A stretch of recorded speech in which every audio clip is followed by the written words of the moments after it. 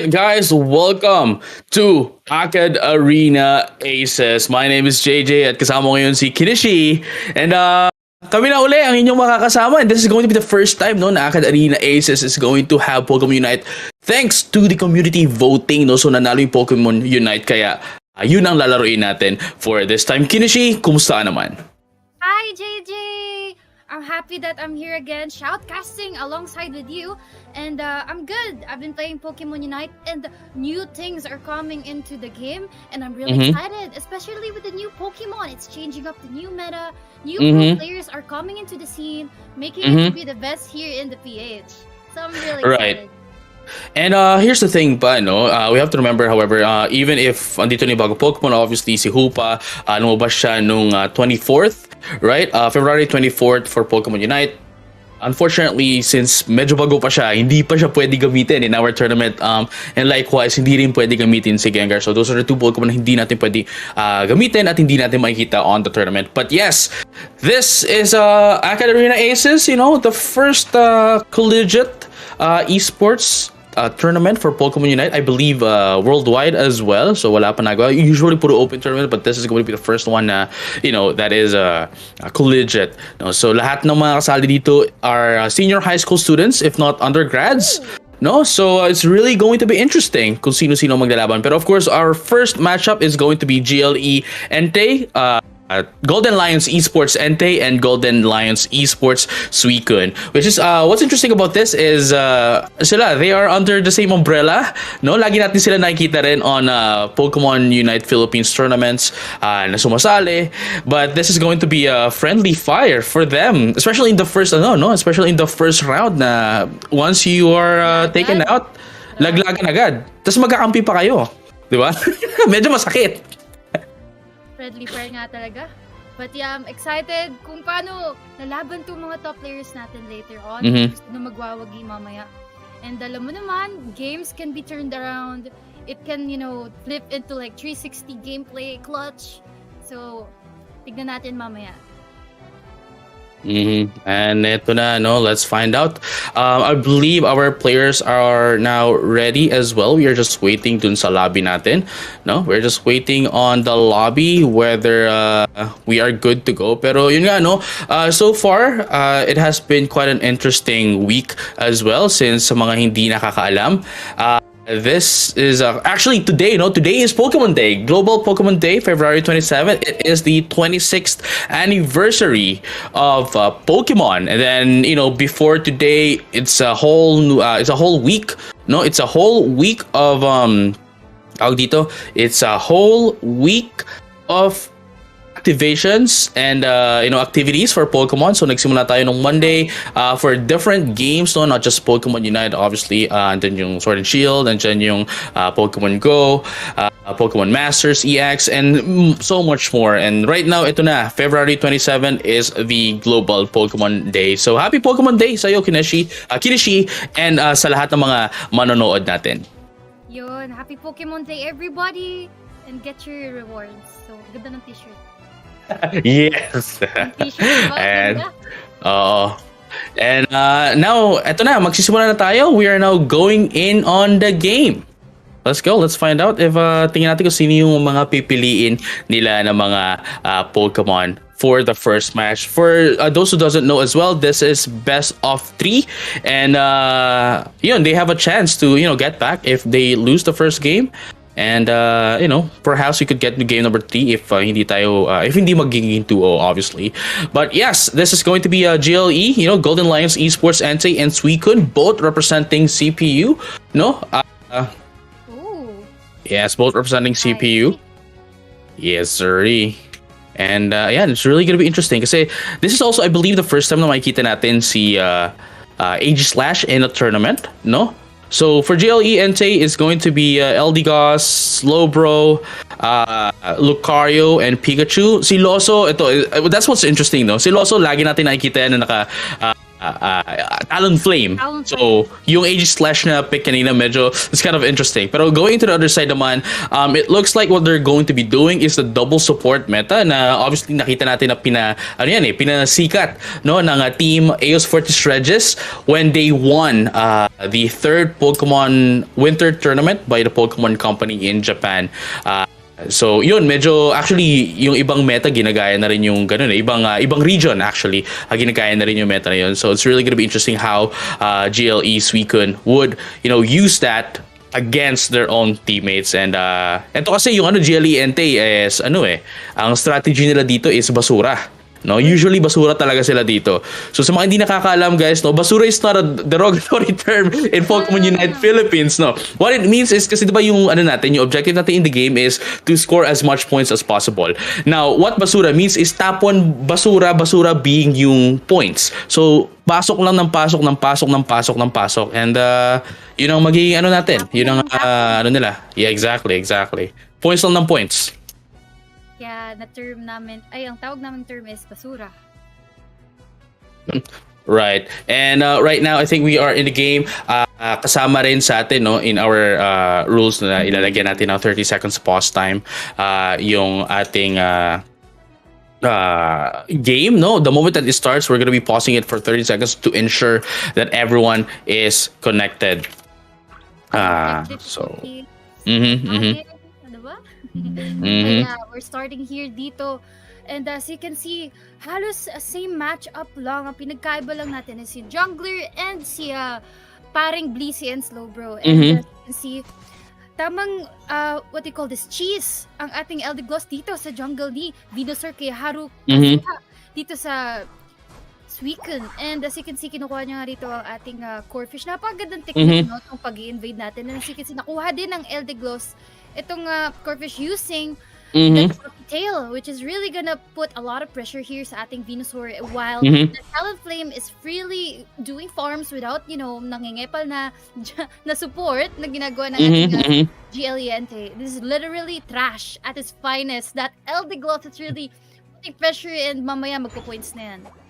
Yeah, and what's really interesting here kung mapapansin mo na yung yung Eldegoss nila dito is being the grident of GLE Entei to ensure that the Ivysaur, obviously the carry of GLE Suicune, would not go online as quick as it wants to. Pero ito na nga, we're going to have some clash into the top lane. First piece is now up. There goes Extreme Speed as well from Master Jet, going to be able to take down one. Pero Haru Kazuha is going to be able to take down Loso as well. Pero hindi na makakatakas makakatakas pala dito sa Master Jess. No, really interesting. Now Haru has the advantage as well. Now going to that bottom lane, Entei has the lead on points, pero are they going to have the lead in terms of the team fight? I don't think so. There goes the slow smokes as well. At eto na, Pikachu going to be able to deal a lot of damage. There goes the Electro Ball, going to deal a lot para sa GLE Entei. So what's really good here is at least sila ay nag-disengage kasi if GLE Entei actually force that, sila yung talo dun . And we just have to respect since kilala nila yung isa't isa. They know how to fight here. And tama lang yung paggawang in and out na ginagawa ng ating two teams dito. And as you can see, everybody's, I think, having a pressure here sa bot side. And mukhang magkakaroon nga na tayo ng bakbakan dito. But, like I said earlier, the respect, you have to choose your battles. You have to go back if your team is not complete. And as you can see, tamang pressure lang ang ating CQ dito dahil meron tayong what you call this, team advantage in terms of player dami ng player. And outnumbered. Outnumbered. Medyo problemado pa nga dito ang ating Entei, pero nag-transition ang ating Talonflame here to get that beast against the CQ, and we're having a Dreadnought clash. Right, at eto na, we're gonna be seeing the Dreadnought in just less than 6 seconds, and this is going to be the team fight to find out, kung sino ang makakuha ng positional advantage into that of the Dreadnought.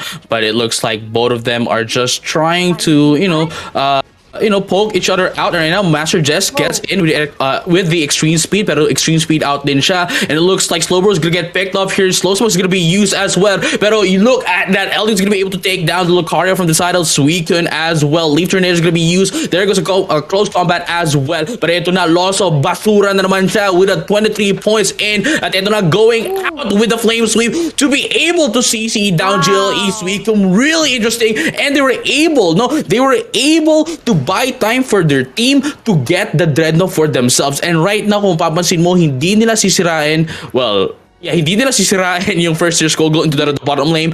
Usually, diba, nakita natin the early meta natin, madalas sinisira agad yan. But this time, hindi na to sinisira agad para hindi lumabas yung mga Odino, yung mga farm doon sa gilid agad sa kalaban. And right now, we're gonna be seeing another clash into the top lane to find out who's gonna be able to get that Rotom. At ito na, Ash Ketchup pala, Ash Ketchup. Saan pupunta? Nakakuha siya ng Citrus Berry. Gonna be able to deal a lot of damage here. Pero lalabas na naman siya with the power up punch. Ito na, close combat once again from Master Jess, and look at it, that's gonna be 2 KO for Harukazuha as well, also trying to get out, and they now have the positional advantage dito kay Rotom. They might have lost the Dreadnought, but at least nakuha nila si Rotom, and they're gonna be able to, try to force in and get in some points. Pero Flame Sweep once again mula kay Loso, gonna be able to make use of that. Mag-isa lang siya, kalaban ng 5. Pero ito na, ang backup mula kay GLE Entei sa kanilang mga teammates. Loso trying to catch up to Ash Ketchup. Saan ka pupunta? Here comes a fly. At ayan na nga, papasok na sila. Pero disengage ang kanilang desisyon. Ito yung tamang desisyon talaga to. Kasi kung, again, hindi sila if pinasok pa nila yun, mahihirapan sila. And especially with the Venusaur and Giga Drain Petal Dance, talagang marami sila doon, maraming makukuha si Haru dito, and they're just going to boost up Harukazuha. Grabe yung si Losok dito. Ito yung pinaka highlight or MVP sa team ng Golden Lions Entei. Yung pag-pressure niya pa lang sa points, the right timing of flame sweeps, yung pagkuha ng mga objective, and the solo defend coming from Losok kanina. Grabe yung pinamalas na lakas. Grabe tong player na ito, JJ. Losok is really confident with using Talonflame, and he is one of the prominent players of using Talonflame here. And kitang-kita naman natin yung pressure na dinudulot niya dito kay Suicune, and nagkakaroon nga tayo ata ng bakbakan dito in the bot lane. And can we move the okay, so I see. Ito na, pumasok na si Venusaur. There goes the Verdant Anger. Exactly. Pero ito tingnan natin kung sino makakuha ng panalo dito in this team fight. There goes Electro Ball to take out Loso. At nag-iisa na lang dito si JM. No, make that 3 going down from Entei. At Eldios, makakatakas pa ba dito? No, that's gonna be another one here. Master just gonna be able to take down 1. At least dito sa GLE Suicune. No, make that 2. Pero ito na, Master just makakatakas ka ba? Yes, he would be able to. Pero GLE Suicune, I'd have to say, won that team fight, pero mukhang hindi pa natapos dito, as look at that. Blissey going to be able to score in, and now hindi makapasok ng GLE Entei. They got picked off, they got swept out rather by Suicune. Pero ito na, mukhang babayo sila. They want to get the Dreadnought to get the advantage against them, but it looks like Ash Ketchup going to be able to take down Master Jets. Don't make that 3 from the side of GLE Suicune. Don't make that 4. At ito na, JM Adrian trying to get away, pero hanggang dyan ka na lang dahil sa amin na si Dreadnought. Yan ang sinasabi ni Suicune, pero mukhang they're gonna be able to try to steal out with the Leaf Tornado, pero hindi siya aabot, and Suicune's gonna be able to take that Dreadnought for themselves, and now they have the XP advantage. Grabe yung ginawa doon ng ating Suicune. And di talaga sila papatinag sa pressure na binibigay ng Golden Lions Entei dito. And napakalakas na pressure din ng Petal Dance dito ni Harakuza. And as you can see, the pressure against that Lucario kay Master Jess is really, having a hard time. It's really paying off. Ito na nga, going for that Verdant Anger. Again, dealing a lot of damage. And as you can see, binubugbog na nga rito ang ating Golden Lions Entei. Hinahabol nga ni Harakuza ng Petal Dance na Giga Drain. Hinahabol niya talaga lahat. Hindi niya papakawalan dito. Umalis ka rito sa aming Rotom, and they're gonna get another objective down here against Golden Lion Entei. They have defended that, and they will actually succeed. And grabe dito si Master Jets going for the Aura Cannon, fighting off, and that eject out. Talagang pumitas pa siya ng Eldegoss. Di talaga nagpatinag din si ating paring Master Jets. Actually, quite interesting kind of game na nakikita natin dito. Kasi kanina, no, in the early game, medyo may kalamangan ng GLE Entei, pero Suicune was able to get back up by the mid game na pick off nila karamihan sa Entei, and now they have the lead as well, ano, going into that of the Zapdos. And now I think kailangan ng gawin dito ng GLE Entei, honestly, is kailangan hiwa-hiwalay sila. Especially doon sa Venusaur. Kasi kung mapapansin mo, every time na nag-team fight sila, no, GLE Entei, this is going to be really simple pero very effective, no? Lalo na pag team fight, nagdidikit-dikit sila. Now, Haru Kazuha is taking advantage of that, no? In a way na since dikit-dikit sila, andyan yung Petal Dance and andyan yung Giga Drain, he can just spam the Giga Drain all day long. And now they're gonna be able to try to initiate the Zapdos. I think they're just going to poke that up to bait down Entei. And then papasok na dito. There goes Color Cloud Crash as well. Flames is gonna be used here by Loso. Dalawa ang nakuha niya, pero mukhang siya ang maiipit. Ayan ang sabi nila. At Loso is now down. That's gonna be 2 for the side of Entei is gonna be going down. At ito na, mukhang JM going to be able to try to get in, pero hindi ito maaagaw ni Master Jess. At bagpos, siya pa yata ang mawawala, pero hindi na nila ito pinatulan dahil katulad ng mga crush nila, hindi sila pinapansin si Master Jess. Ito na, at mag-i-score na lang sila para masumaba ang kanilang mga lead. And there goes 400 points in favor of GLE Suicune. And they're going to have the surrender dahil I don't think na makakahabol pa sila doon. And that's going to be the game, first game of the day. Init agad ng laban natin. Alam mo, JJ, this is not called a Zapdos spit eh. Haru Kazuna spit na to actually. Pagpasok pa lang doon sa Petal Dance, dealt a lot of damage, and it's really hard to sustain, lalo na sa mga support. They're having a hard time sustaining their what they call this all-rounders, attackers, dahil nga dun sa level 15 advantage na meron si Haru Kazuha. It's a lot of pressure. It's a lot to think of, lalo na nakuha na rin ng Venusaur yung positional advantage against nga sa Golden Lions Entei. And once you got into that Venusaur's what they call this zone, you're gonna have a hard time. Yeah, I totally agree. Yun nga, no? Katulad din sabi ko, what GLE Entei could do here is to just spread out, lalo na hindi naman nila kailangan hindi naman nila kailangan magdikit-dikit, especially in team fight. The only one that needs to get in sa mga kalaban would have to be Master Jess, kasi siya lang naman yung nag-iisang dito eh. Siya lang naman yung nag-iisang pure melee Pokemon, ano? And then of course si Loso, pagkapasok niya pwede na lumabas agad yan eh. Has a lot of mobility, has flame sweep, has tawag dito, has fly. Pero hindi yun nangyari eh. What happens is lagi silang dikit-dikit, and doon sila napapunish mismo ni Haru Kazuha. And likewise, tulad ng sabi ko kanina, no, the Pikachu and the Slowbro can just attack from the back lanes, has a lot of CC. Di nila kailangan pumasok, and they can just support Loso and Master Jess. Grabe. Actually, una, yung pressure ni Losok, I thought that the game was gonna go into their favor. Pero grabe, they felt that game, Venusaur. Yes, the potential of that Venusaur actually disseminated Golden Lions Entei. And makita natin kung paano nila papalagan itong strategy. Knowing that these are sister teams. They know how to handle each other. They know their gameplay, their game style, kung sino ang unang ipipick off, sino ang tatargetin, and we will be seeing one spicy game again dito sa ating Golden Lion teams.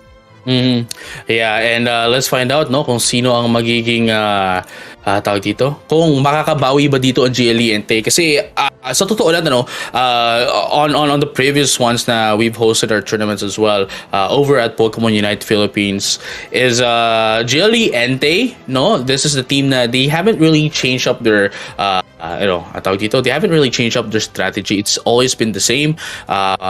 Always Loso being the tawag dito, being the mobile Pokemon, being the pivot Pokemon, ano, na i-score lang, yung alam mo yun, trabaho lang, basura lang talaga, trabaho lang talaga, and that's pretty much it. I haven't seen them do a different kind of approach, a different kind of tawag dito, a different kind of strategy. Obviously, yung ibang Golden Lions esports, we already saw them do different stuff.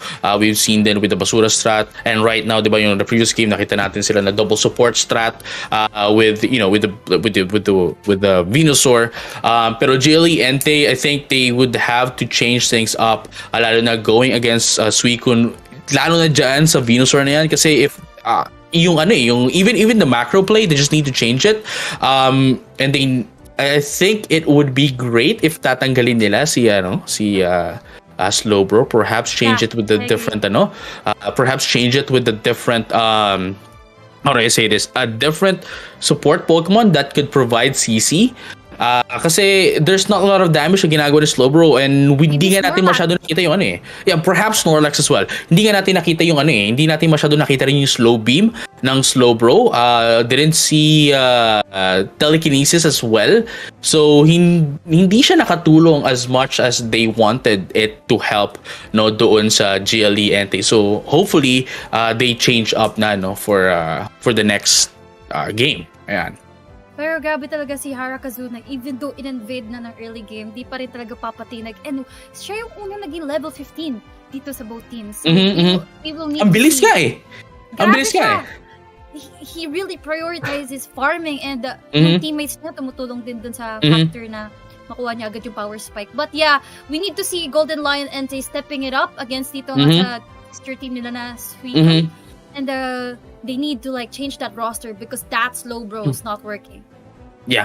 Perhaps they could change it into Grident. Kasi basically yung ginagawa sa early game din, yung ginagawa sa early game ni JM Adrian with the Eldegoss is that he's doing the job, they're doing the job of the Grident, nag-i-invade, trying to delay as much as possible yung kanilang jungler, which is the Venusaur, which is a really good strat, lalo na kapag ito yung kalabo mo, you want to delay the Venusaur as much as possible kasi ito yung pinaka magdadala ng damage sa kanila talaga.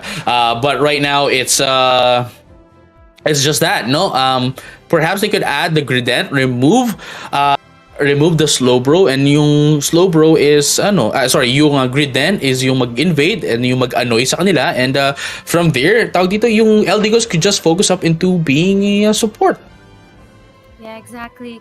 So yeah, we need to see a change of roster, a change of strategy. Since sabi nga namin early game, Golden Lion Entei really wanted to do this Basura strat, but Suicune knowing and fighting around against that strategy, we need to see a new strat. Right, definitely. And now, I don't know, medyo hinintay na lang natin yung mga players na makapasok ulit sa ating lobby. And right after that, once they're in, we'll immediately head into the match. So, eto, another question siguro para sa'yo, Kineshi. What do you think would have happened if nandito na si Hoopa, if we are allowed to play Hoopa? What do you think would be the possibilities na pwedeng pangyari? Oh my god, there's a lot. Yung strategy, nagbabago talaga eh. Yung 5v5, it's not just 5v5 anymore. It's really one hive, one mind na lang. If you're gonna play Hookah, you have to communicate. Because I played with the, prominent players here sa Unite Philippines. And oh my god, we're having a hard time with Hoopa. We're getting teleported in and out in the base. We're screaming. Ba't mo ko inuwi? Ayoko inuwi. Parang Pokemon Unite 2.0. Yes, it really changed. It's really amazing na may mga gantong Pokemon that really can affect the whole game. So I'm really excited. Maybe it's gonna get balanced. It's gonna get changed. We don't know yet, but it clearly changed Unite from this day. Yeah. So it's really going to be interesting starting next week. Kasi in Pokemon Unite, we don't allow Pokemon to be used within a week. Pero actually, you know what? Baka nga magkaroon na extension pa si Hoopa kasi not everyone has it, and pinaka, the earliest day that you can get Hoopa would be tomorrow. Pwede mo siya magamit on ranked games, but right now obviously we can use it on standard and on tournament mode as well. Pero let's find out what's going to be what's going to happen, for in the terms of Hoopa. But right now, we are just waiting for the players again. Yeah. There's Yeah. not much. There's not much to do yet, but yeah. Once again, guys, welcome to AcadArena ACES. This is the first time that we're going to have Pokemon Unite and AcadArena in general. Actually, in general, and it's we are in tawag dito, partnership with Pokemon UNITE Philippines. So if you haven't liked our pages, make sure you follow us. You like our page, AcadArena, and of course Pokemon UNITE Philippines, to get notified about one for AcadArena.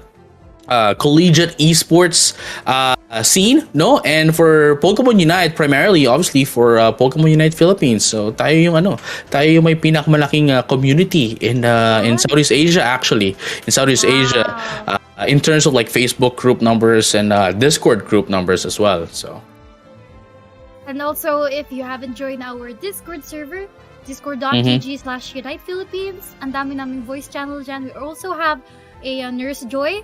We have a lot of things to what do you call this? Service to the community. Is that what you can say it? Yun, marami kaming tools dito. We have our moderators, and it's toxic free. Not completely toxic free, but we're trying to mitigate it. Yeah, we're trying to mitigate it as much as we're possible. not like other Yeah. community, diba? We're making it a healthier because kids are here. Yeah. Actually, minors are playing with their families. It's a family friendly game and the community also. And Pokemon's just wholesome, and we're here doing our best to clean up what's bad. Well, it was bad. But yeah, before we head into game number 2, right? We're going to have a short break as we are currently experiencing a little bit of a technical difficulty, but I assure you we're just going to take a little bit of your time. So don't go anywhere. Stay tuned as we will be back on game number 2 of GLE Entei and GLE Suicune, only here in AcadArena ACES.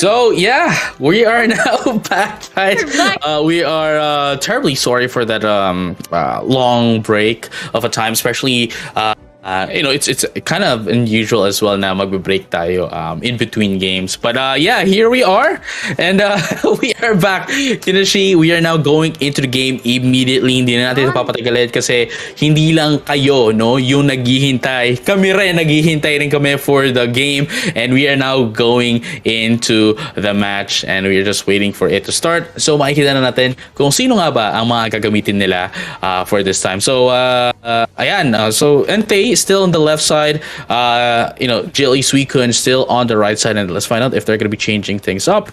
Oh wow, are you seeing this? Oh, Nakikita mo a ba to? mirror match. This is spicy. Same strat? Same strat, same Pokemon. Same strat, May same. the best It's golden line really win. interesting.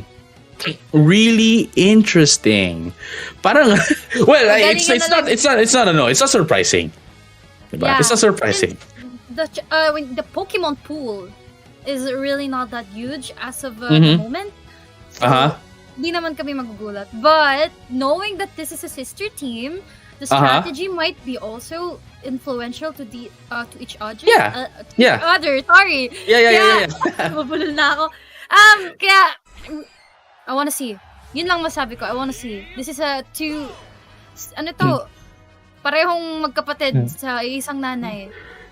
And Magkapatid. Nawawala na tayo. sabog na ako. Kaya yun. But so yeah. Oh, isa lang yung galingan. Magalingan na sila. Wala na kayo. Galingan na lang. Pero no nga, it's them having the same composition, obviously of the same umbrella, under the same umbrella as well, no, GLE, Golden Lions Esports. So it's not surprising for us to see them having having similar strategies. Obviously, both of the latings would be the same as well, 1-1-3, and there's not much to say, honestly, in terms of like going deep into the game, because it's whatever we saw on GLE Entei on game number 1 is going to be the same thing for GLE Entei. For Suicune pala. Yung nakita natin sa Suicune will be the same thing na makita natin sa GLE Entei, but we can see na Suicune has better handle in this kind of composition kasi nakikita natin, no, yung nakikita natin yung pressure na binibigay ng Suicune into that of the bottom lane. And as you can see, nag-respond na nga rin dito sila Donnie against kay J Magian for that gank. And nakikita natin si Harakazuna talagang natututo na rito sa kaka-invade ng LD Gloss from Entei. And they know the technique.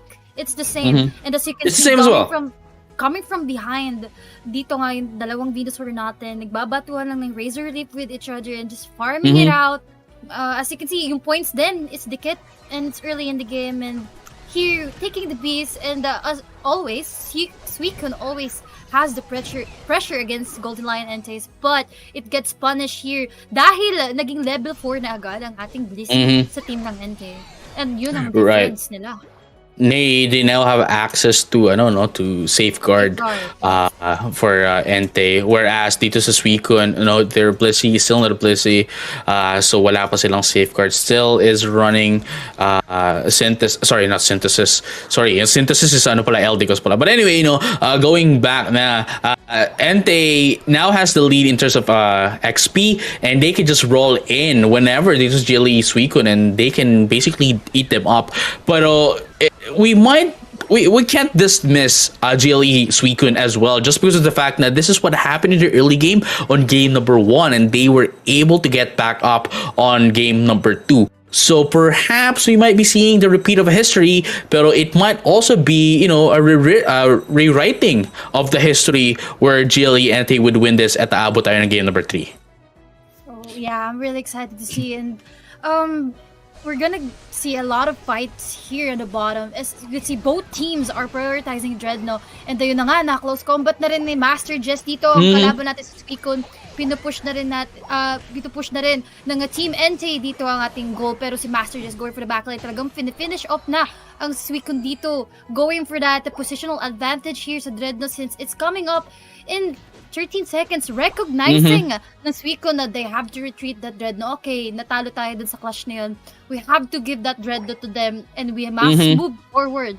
And as you can see, kukunin nila yung ating Rotom dito and we're leaving that Dreadnought behind for Team Entei.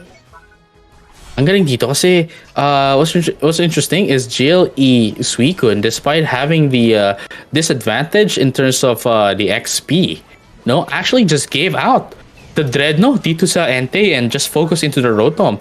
But look at that, GLE Suicune gonna be able to pick off one into the side of GLE Entei. Pero I don't think that's enough. That's just one person. That's just one player that you were able to pick off, and it's only the Venusaur that's at a level 9. And then kung kukumpara natin yung XPs nila, yung levels nila, for Entei it's 9, 10, 8, 7, 8, and for Suicune it's 9, 7, 6, 8, 6. Medyo malayo yung agwat nila. And dito nangyari yan dahil sa Dreadnought na nakuha ng Golden Lions Entei and the pressure na binibigay rin ni Losok dito sa ating top laner. As you can see, they're really helping Master Jess dito with the Lucario and pushing off that goal. Pero pinapunish din ng Suicune dito sa bottom lane, and as you can see, dinadef pa rin ni J. Madrian mag-isa dito ang kanilang bottom goal. And it's just really full of skirmish, tamang trade. If they're gonna do something against each other, may reaction din na manggagaling sa kabilang team. And dito mo makikita talaga yung galing ng dalawa. And 1v1 na nga si Ash Ketchup dito with the Aura Cannon. Dito bubugbugin nga ang ating paring Losok. Pero na-dodge dito ng ating Petal Dance, giving that movement speed boost dito kay Losok, and now invading the jungle, giving a lot of pressure dito sa Suicune. And another Dreadnought maybe for Entei, but if Suicune can turn this around, they need that Dreadnought bad. Down bad na sila sa Dreadnought, JJ. They need that XP. Mahihirapan na sila dito. Now, di pwedeng they keep getting Rotom It's not gonna be viable. They have to fight for that Dread. I mean, okay sana if they are basura-centered composition. Pero they're not. They need to get the XP advantage tulad sabi mo. Pero ito na nga, tingnan natin kung makuha nila ang Suicune dito as Dread is just waiting kung sino makakuha sa kanila. Hindi nakakuha sabi ni Dread. We're gonna have the team fight here. Thunderstorm is gonna be used. Aura Cannon as well. Verdant Anger is gonna be used. Actually, hindi pala nag-Aura Cannon doon, pero Verdant Anger is gonna be used. And it looks like Master just gonna be able to take down the Lucario into the side of GLE Suicune. And ito yung maganda sa ginawa ng Suicune. I commend what they did. That is a very good micro play mula sa GLE Suicune. The moment that they know for a fact, they tried, at least pumasok sila, they tried to initiate the team fight, pero the moment that they knew, hindi natin ito kakayanin, matatalo tayo dito, they immediately went back, reset, to get ready for the Rotom. And that's actually a pretty good decision mula dito sa GLE Suicune. Unfortunately, as you can see, hindi nila makukuha ang Rotom as GLE is going to be able to take that one up. Pero right now, they are trying. Well, they are getting the pick-offs against GLE, and now Tree is now down. And now Suicune is going to try to, just let the Rotom in. Hindi naman to aabot kasi here's the thing, maganda rin yung timing ng Rotom dito kasi number one, hindi na makakaabot anyone, Anyone won't be able to catch up into that Rotom mula sa GLE Entei. And at the same time, that is the last Rotom of the game. And that dealt a lot of pressure. Yun na nga lang meron kayo, 'di ba, JJ? Pero nakuha pa rin nga ng Team Golden Lions Entei dito. They're getting all the objectives. But we can say Zapdos is still Zapdos. You have to respect the power play that Zapdos can do here in the late game. Once you get that Zapdos, a lot can happen. 500 points, a dissemination of the whole Suicune. Yung early game nila, tinapon lang ng what do you call this? I mean, pag nakabawi pa yung Suicune, matatapon lang yung early game fight ng Entei dito, and they can turn this around. Haru Kazuha being a prominent with Venusaur, I am looking forward to turning this around. And as you can see, tamang def lang, and everybody's like having a lot of built up here at the bottom. Maybe they're gonna burst that last Dreadnought para malak na talaga ng early game dito ang Golden Lions Entei. And the score difference is actually huge. Hindi mo din pwede may pagkakaila na mahirap habulin yan in terms of 50s. But yeah, we're gonna go into the last minute push nga. Yung magbabardagulan na ng 2 minutes, and we will see kung paano magsusuntukan tong dalawang team for that last 2 minutes. Yeah, that's the thing as well, ano. Binigay na nila yung Dread, no? And it was really interesting, no? Akala ko, what JLA Suicune is going to be doing is ibibigay na nila yung Dread, no? So that they would have the positional advantage dito sa Zapdos. Unfortunately, hindi yun ang gagawin nila. Ang ginawa na lang nila is nag-farm na lang sila, no? Nag-farm na lang sila, get their Unite move to get ready into the Zapdos. Unfortunately, right now, they are trying to get the Rotom pero hindi pa nila napansin na wala ng oras para sa Rotom. As I mentioned, that was the last Rotom. And now they lost the only opportunity that they could get, no? Their hope, essentially, against Entei. And right now, mukhang ginagawa nila dito is they're just trying to bait out Jelly Entei para sila tatapos ng Zaps. But look at Chrono is gonna be used as well. Oracan is gonna be used and that's gonna be 4 down in favor of Jelly Entei. Ayan ang sinasabi natin na hindi nila pwedeng gawin. They were able, well, not that they were able, pero binigay na nila halos yung binigay na nila halos lahat sa Jelly Entei. And right now, hindi na sila makakabawi dito. Right? The positional advantage din dun. Galing sila sa taas. What were they thinking? That was really, really unfortunate para dito nga sa Team Suicune. Knowing na if you're coming from the top side of the Zapdos pit, you're gonna get punched in the face. Kasi you're parang nakikipag-boxing eh. 'Di ba? Instead na gigilid ka sa lagin yung suntok ng kalaban mo, you're going straight ahead when you're coming on the top. And ito na nga yung nangyari. Konti-konti silang na-pick off dito ang ating team. Just to tawag dito, just to give it a little bit of a credit as well for JLE Suicune. What they're trying to do is yun nga agawin si Zapdos, no? Try to steal out the Zapdos away from JLE Entei. Unfortunately, but di sila nakalapit. Hindi. I don't think the problem is hindi sila nakalapit. I think the problem was they went in too early. No, nakita mo nung Zapdos, pumasok na sila, kalahati pa yung buhay ng Zapdos. Now, pagpasok nila doon, JLE Entei just reset they stopped Zap. They just let the Zapdos reset, and from there, kinain na nila yung Suicune. So, and yung pa nga isa, binigay nila yung Dread, which is actually a pretty good micro play as well in the side of JLE Suicune. Pero they did not take that opportunity to, to have the positional advantage dun sa boss pit. So that's actually unfortunate. Yeah, if they're gonna give the last burst of Dread, maganda is they're already in position so they can go for the punish. But this didn't happen because nag-transition sila sa Rotom. They tried to get it, I think, or they were planning to go for that burst of Flip Coin here sa last minute Zap. But GLE Entei responding to that 5-man rundown dito sa ating Zapdos, they stopped it and instead opted for that clash that GLE Entei wanted because they have the level advantage against Suicune. So ito na they found out na okay, yung lagi nating ginagamit na strategies hindi gumagana, of course, which is yung basura nga and then this time ginawa nila okay, mag-double support na rin tayo, and it looks like nagkaroon sila ng mas tawag dito, mas may laban pa sila going against JLE Suicune. And this is also the first time na nakita natin JLE Entei actually doing a different kind of strategy that actually worked out in their favor as well. So this is going to be an interesting game number 3 na makikita natin. We might not see a change in their composition, knowing the fact na, alam mo yun, bakit mo babaguhin yung whatever works, right? Why would you change something that works? So, I don't think they're gonna be changing anything. Lalo na, ayun nga, kung hindi sila yung pa isa, yung comfort strategy nila hindi gumana, yung pang pocket strategy pa yung gumana sa kanila. So, I think if makakapag build up at makakapag power spike agad yung JLE Entei in the early game, if hindi sila madedelay, I think they have a pretty good chance of winning against JLE Entei on game number 3. Knowing Suicune is really good at what they do, talagang babawi pa yan for our game 3. And tune in lang dito sa ating game 3 kasi para tong anime nagbabalikan lang ng mga strategy ng mga scenes. And dito na magkakalaman talaga kung kanino mabibigay ang Golden Lions crown. Sino ba talagang sister team ang mananaig against each other. So, which is another thing that's interesting kasi there are 3 teams under Golden Lions Esports, Yung isa is yung isa is the three legendary dogs, 'di ba? Entei, Suicune, and Raikou.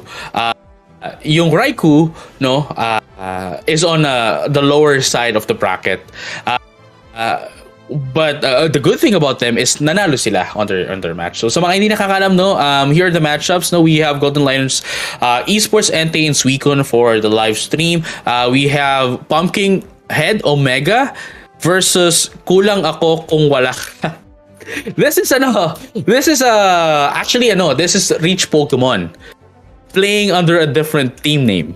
So, yeah, sa mga nasa community natin, kilala niyo naman yan, Reach Pokemon, one of the best performing teams in the country. Tapos nandiyan din ang Ampharos versus Zodiac Gaming Arceus. Nanalo ang Zodiac Gaming Arceus 2-1. Dito TDD Gmax versus Aeos Fortis Regis Spirit, which is nanalo yung Spirit, no? And then of course yung Lazy Instinct versus Golden Lions Esports Raikou, which nanalo ang Raikou 2-0. And yeah, we are now waiting for the matchup. And yeah, we're just waiting for the players to get in. Okay, papunta pa lang sila. Tama. We're waiting for the game. So share the stream, guys, if you want to support the esports scene of the Pokemon Unite, to see tournaments and more mainit-init na laban. So yes, please support Pokemon Unite Philippines, especially. Join our Discord, our socials, yung mga groups natin, and also mga streamer at mga content creator ng Unite Philippines. Also give them a like or follow if you want to see more, content from them. Like me. I stream Unite. Shameless plug. JJ din streams Unite. Ayan, nag-stream din tayo. Here's our links down here. Si Kineshi dyan din sa baba niya. There's our tags, so search nyo kami. And of course, likewise, AcadArena ACES. Yes, AcadArena. Make sure you like AcadArena and of course, Pokemon Unite Philippines. And yeah, it's Uy, hindi actually, lang I don't know. tournament, no? May mga community events din kami, like our Christmas party. That was really fun. There's a lot of community people that joined. So I'm hoping to see a lot more events, di ba? And especially COVID. Yeah, we had we had the Valentine's tournaments as well. Valentine's celebrations events as well. Pag di ka so ayun. May mga community events kami. Yeah, ayun. So okay lang yun it's not all about tournaments. It's not all about it's not all about competitiveness. It's all about fun and having to communicate with the community as well. So that's what Pokemon Unite Philippines is all about. So yeah. Yes. Yeah. And we're also doing karaoke dito sa Unite Philippines. So, yes, we're really a tight bond of community dito sa Unite. Hindi lang talaga kami puro laro. We also have we build friendships and stuff. We talk about Pokemon, what's new, discussions, healthy debates, and stuff like that. Join lang kayo. Just give it a try. So, yeah, we are now... We are now ready to get in on our game. Going into game number 3. Once again, this is Golden Lions Esports Entei versus Golden Lions Esports Suicune. And now we are in. We're on the picking stage. This is interesting. We will see or we will not see a change of rosters. We will never know. Pero knowing these two teams, parang magkakaroon nga talaga ng palakasan na dito individually. Since they're also a prominent as a team, dito na talaga lalabas yung highlight mo as a player that, solo skills outplays and stuff like that, not just team plays. So, what's interesting here is GLE Suicune is no longer doing still doing double support, no? Well, no. Actually, it's not the double support meta. Kasi yung double support composition natin is yung itong gamit ng GLE Entei right now, but etong GLE Suicune, they are gunning in more for a CC and objective oriented composition, whereas lalo na Sylveon only needs level 4, no? Sylveon only needs level 4 to get the power spike, and then from there pwede na siya manggang, pwede na siya pressure ng kalaban. And then of course andyan din ang Dragonite, albeit was nerfed, it's still a pretty good Pokemon to use for objective takes. And then obviously hindi naman nawala yung kanilang Wigglytuff, which could provide saying it could sleep yung kanilang mga kalaban, and of course yung Lucario natin for the side of GLE Suicune. So I'd have to say that they have more damage now, as long as hindi sila magdikit-dikit in team fights going against GLE Entei.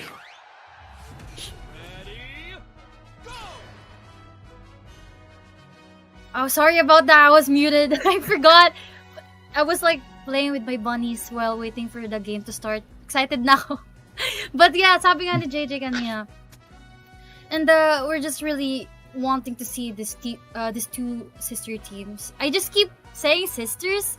It's because halos same org lang sila eh. And their strategies and the screams, lagi lang sila naglalaban sa isa't isa. And itong game 3, we'll never know actually. From this point on, I don't know whose team's gonna go for the better team, diba? Ikaw, JJ, do you have a prediction? Seeing how GLE Entei played out earlier, I think they have a pretty good chance of winning against Suicune, especially this composition right now for GLE Suicune requires them to be near each other, especially on team fights. Yes, we do have the backline damage in form of Sylveon. However, if we're gonna be thinking about it, Harukazuha right now with the Wigglytuff, with the Jigglypuff going to be a Wigglytuff, needs to be near the team fight, in the center of the team fight. Andyan din yung Dragonite natin, and the Lucario. Now here's the thing: even if this Wigglytuff can provide sleep status sa Pokemon sa side ng GLE Entei, you have to remember that they still have the Blissey that could essentially nullify the sleep. And we will see kung paano lalaruin ng ating Wigglytuff dito against that safeguard nga na magbibigay ni Ate Blissey. And Ate Blissey, ang ating Blissey, I mean. And pero grabe itong pick na JJ ng Skikyo nakita tayo ng Dragonite and ng Wigglytuff and ng Sylveon. Ito talaga clash-oriented din to, and macro plays, lalo na dun sa Dragonite, that can unite out or can do a lot of big plays that can also sustain the team. Knowing na yung ulti ni Dragonite or yung unite ni Dragonite is, the cooldown is very fast. Yeah, it's actually it's actually nerfed din. It actually is doubled na in terms of the cooldown, pero still ang Unite kasi niya is really unique, in a sense na it only consumes a number of percentage in its Unite charge depending on the distance. So hindi niya kailangan mag-unite sa malayo. They just need to unite sa katabing-katabi niya. It's going to be consuming 23%, and from there makukuha niya yung body barrier and pwede siya mag-score. So objective lang talaga. Pero look at it right now, going to have a team fight at the bottom lane. It looks like inuubos na dito ng GLE Entei and GLE Suicune. That's going to be 2 down for them. And now we're going to be seeing look at that Dragonair rather going to try to have some damage in as well. Needs one more level para mapag-Dragonite, pero I don't think it's going to be enough, kailangan niya makakuha yung mga bubuyog if it wants to be a Dragonite before the Dreadnought fight, and they really need that as well. And ito yung mga opposing challenges for that Dragonite Pag you're stuck in Dragonair, you're gonna have a hard time, lalo na if the Dreadnought will come up. And nakikita naman natin, other Dragonite players can easily level up or evolve their Pokemons into the final form. But as you can see, tamang macro plays lang talaga dito si ating Crown. Points down, and then ito, nag-evolve na siya ng Dragonite, and his position here against dito nga sa ating Golden Lions Entei, they really like prioritizing Rotom here. And talagang pinapressure nila dito ang ating top side. And tingnan mo naman talaga yung damage ng laser beam na yan. Aura Cannon will be used to sustain that damage. And I think may plano si Master Jess dito na pumasok with that extreme speed, pero it's too late. It's a 4v5. I mean, a 1v4 situation or 1v5 kanina kasi mag-isa lang si Master Jess dito fighting against Golden Lion's Hikyun. Right. It's yeah, I have to agree with what you said, ano. Sobrang interesting talaga nung Jelly Suicune, no. Prioritizing the Rotom where they have a really good chance of securing that Dreadnought na even if mawala si Crown, no, even if ma-take down si Crown, Crown can easily, contest that for the Dreadnought. And again, even if mawala siya, it's just only one, no? Crown is the only one that will be taken out. It's not going to be as hard as having everyone taken out, no? For the side of a GLE Suicune. Pero, they were able to get the Rotom. They were able to destroy the first score goal. Pero, what's more important here is the XP. Kung mapapansin natin, the Venusaur into the side of si Loso with the Venusaur is now on level 11 right now. Tatlo agad na nawala sa GL Suicune. No, make that 4. Perhaps nakatakas dito si Crown with the help of Draco Impact, and medyo malayo yung nilipad niya with Draco Impact. So malaking rin yun, malaking ubos din yun sa Unite move niya, especially now it's got nerfed as well. And right now look at that Loso trying to get some attacks here into the Sylveon of the side of Suicune. But it's not going to be enough though, as they are going to go in for the disengage and going to wait now into the Rotom. Pero kung papansin mo, si Master Jess is on the top lane as well. Hinayaan na. Oh, actually, I like what sorry. doing here. Kasi talagang pinaprioritize nyo or ni-utilize nyo yung mga wild Pokemon. So wala talagang pinapalagpas si Lost dito. And now, he's gonna enter that level 12 power spike dito. And ito na naman tayo, si Suicune always positioned here sa top side. I do think that they know they have to fight for this Rotom since nabibigay nila lagi yung Dreadnought. Ito na nga, papasok na nga si Master Jess with the Aura Cannon. Unite na rin with the Thunderstorm dito si Pikachu. And the body barrier coming from the Suicune is just too much. Now, Golden Lions and they have to go back. Cotton Cloud Crush will be used to sustain that damage that going towards Losok. Pero ito na nga, nag-unite na rin si Ash Ketchum with the Aura Cannon, but it's not dealing a lot of damage. Losok, kinabol na nga nito ng ating Sylveon. Napitik na nga ng Vine Whip dito. And now transitioning to the bottom, I think they're trying to push here, but it didn't work. At the same time, it did. In terms of that Rotom getting far away, and still a win for Suicune. Kahit medyo napunish sila ng Team NT dito, they still managed to let that Rotom deal a lot of pressure here sa top side, and they can move freely in the map to farm wild Pokemons against Golden Lion NTs to have that level advantage. Yeah, that's actually pretty true. Pero again, we're gonna be seeing one more Dreadnought. No, we're gonna be seeing one more Dreadnought before the Zapdos comes up, so they still have a chance to catch up dito sa going against Jilly and Tay. Kasi if they can't get the Dreadnought, the last Dreadnought of the game, I think they would have a pretty hard time going into that of the Zapdos at the last 2 minutes of the game, and we might see a repeat of what happened in game number 2. If hindi nila mababawi yung XP na wala sila. And right now, it's only GLE Entei that is on the bottom side of the map, and it looks like what GLE Suicune is trying to do here is ensuring na GLE Entei is on the Dreadnought, and then from there magano sila sneak score. Perhaps, no? Pero ito na, mukhang pinasok nila dito si Master Jess into the top lane, while GLE Entei is trying to secure the Dreadnought for themselves. Not going to be malayo yung malayo yung Marites.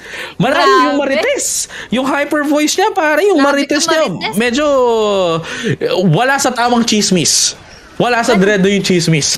At ito na nga, nagkakaroon na nga ng bakit dito lahat ng Unite, dinil na nila, even though there will be a Zap fight, this clash will determine the positional advantage dito sa ating Zapdos, and everybody tried to risk it, and now they will try to burst Rotom here. Titignan natin kumukuha nila. I do think they would. They have Fluffy Tail. And that pressure from Rotom will be a problem.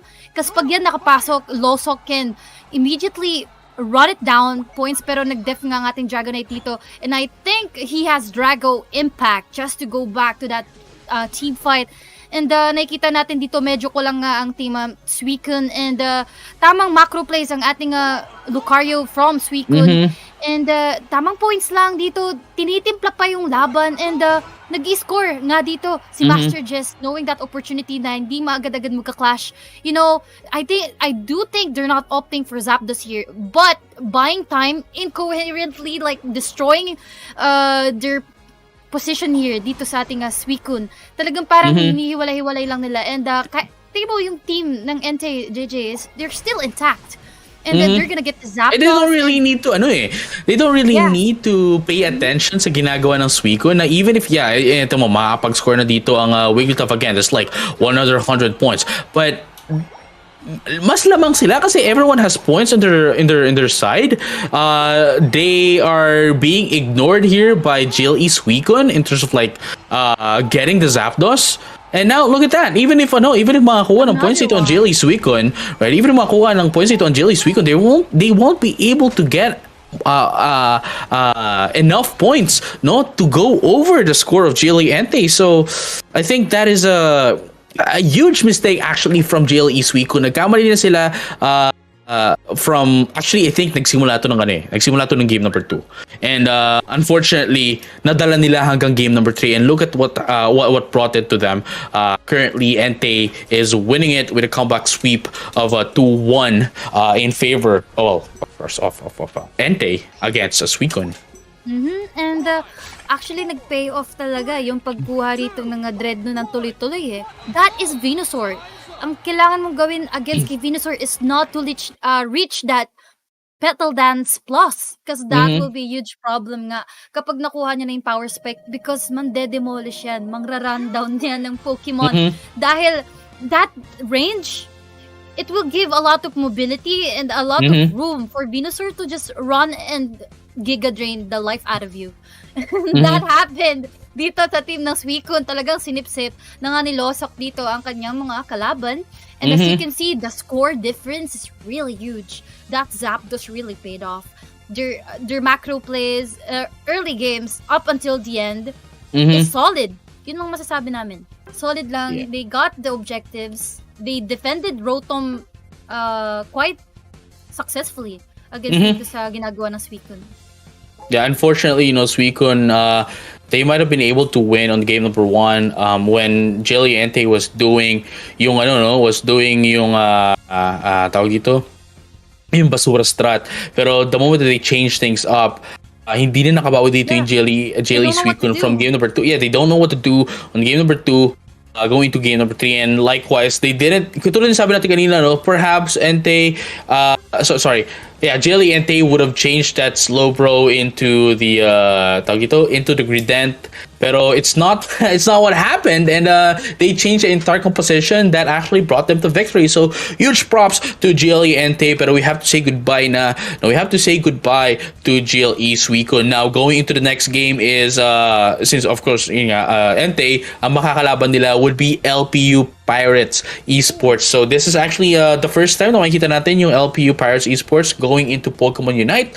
So I'm really excited to see them later on. But for now, Kinushi, we're going to have a short break before we go to the next game. Na ang susunod nating i-stream would be Kulang Ako Kung Wala Ka versus Zodiac's Gaming Arceus. That is, Kulang Ako Kung Wala Ka is Reach Pokemon. So make sure stay tuned for that, and don't go anywhere. This is AcadArena ACES.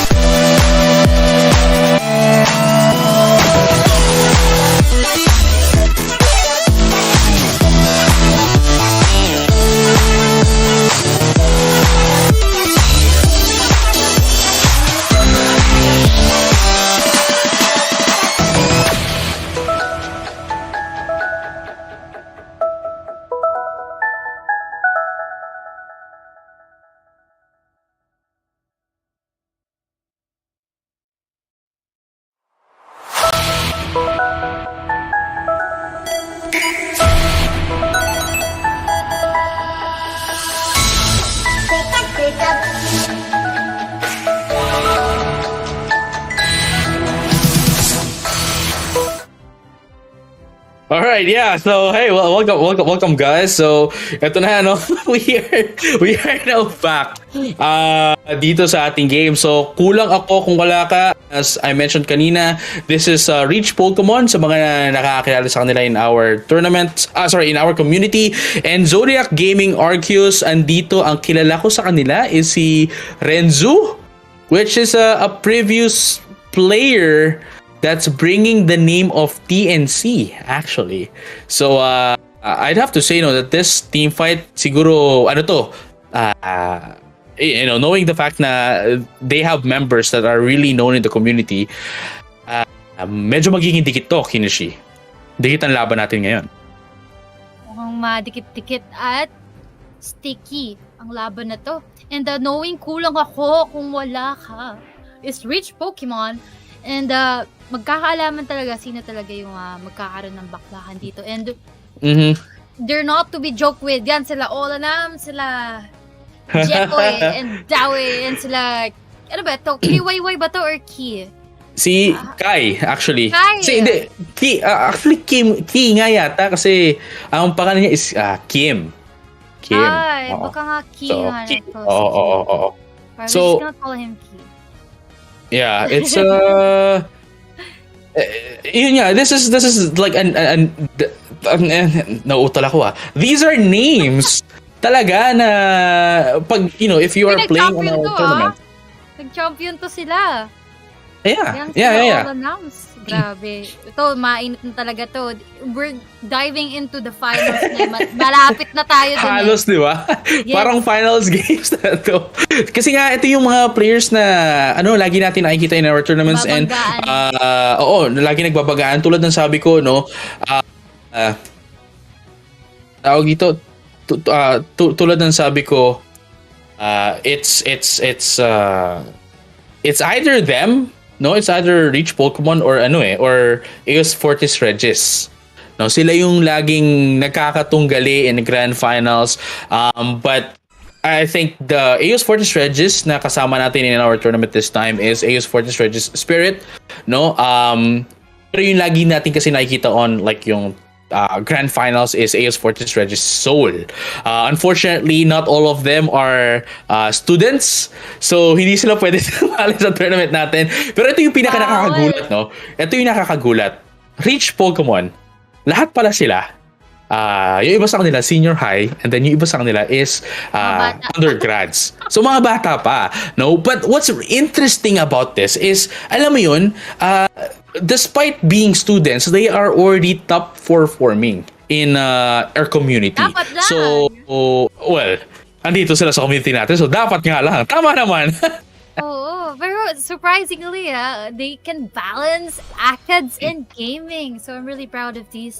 Sana nasusuportahan sila ng family nila. And, if you're showing a lot of skills or prominent sa isang bagay katulad nga ng paglalaro, and I think if your parent can recognize that, yung anak ko is really good at gaming and I can appreciate na he can do something about this skill na natutunan niya. And masusuportahan ka. And as you can see, nakikita naman natin sa Reach Pokemon, kahit mga students sila, they can give time and priority to practice to their tournaments, have streams or skirmish practices with the team. And I think dahil doon yung factor na yun is, they made it to the top, JJ. Tamang support lang sa ating gaming community. Yung mga nakakatanda sa atin. Kasi alam mo, mga yung mga kaka-computer na yan. Digital age na ngayon, JJ. Hindi na pwede mga kaka-computer na yan. Diba? Maraming nagagawa sa computer. And as you can see nga, dito sa ating bot side, to go back into the game, medyo nagkakaroon ng konting sampalan dito ang ating Wiggly, ang ating Dizzy, and ating susuntok nga.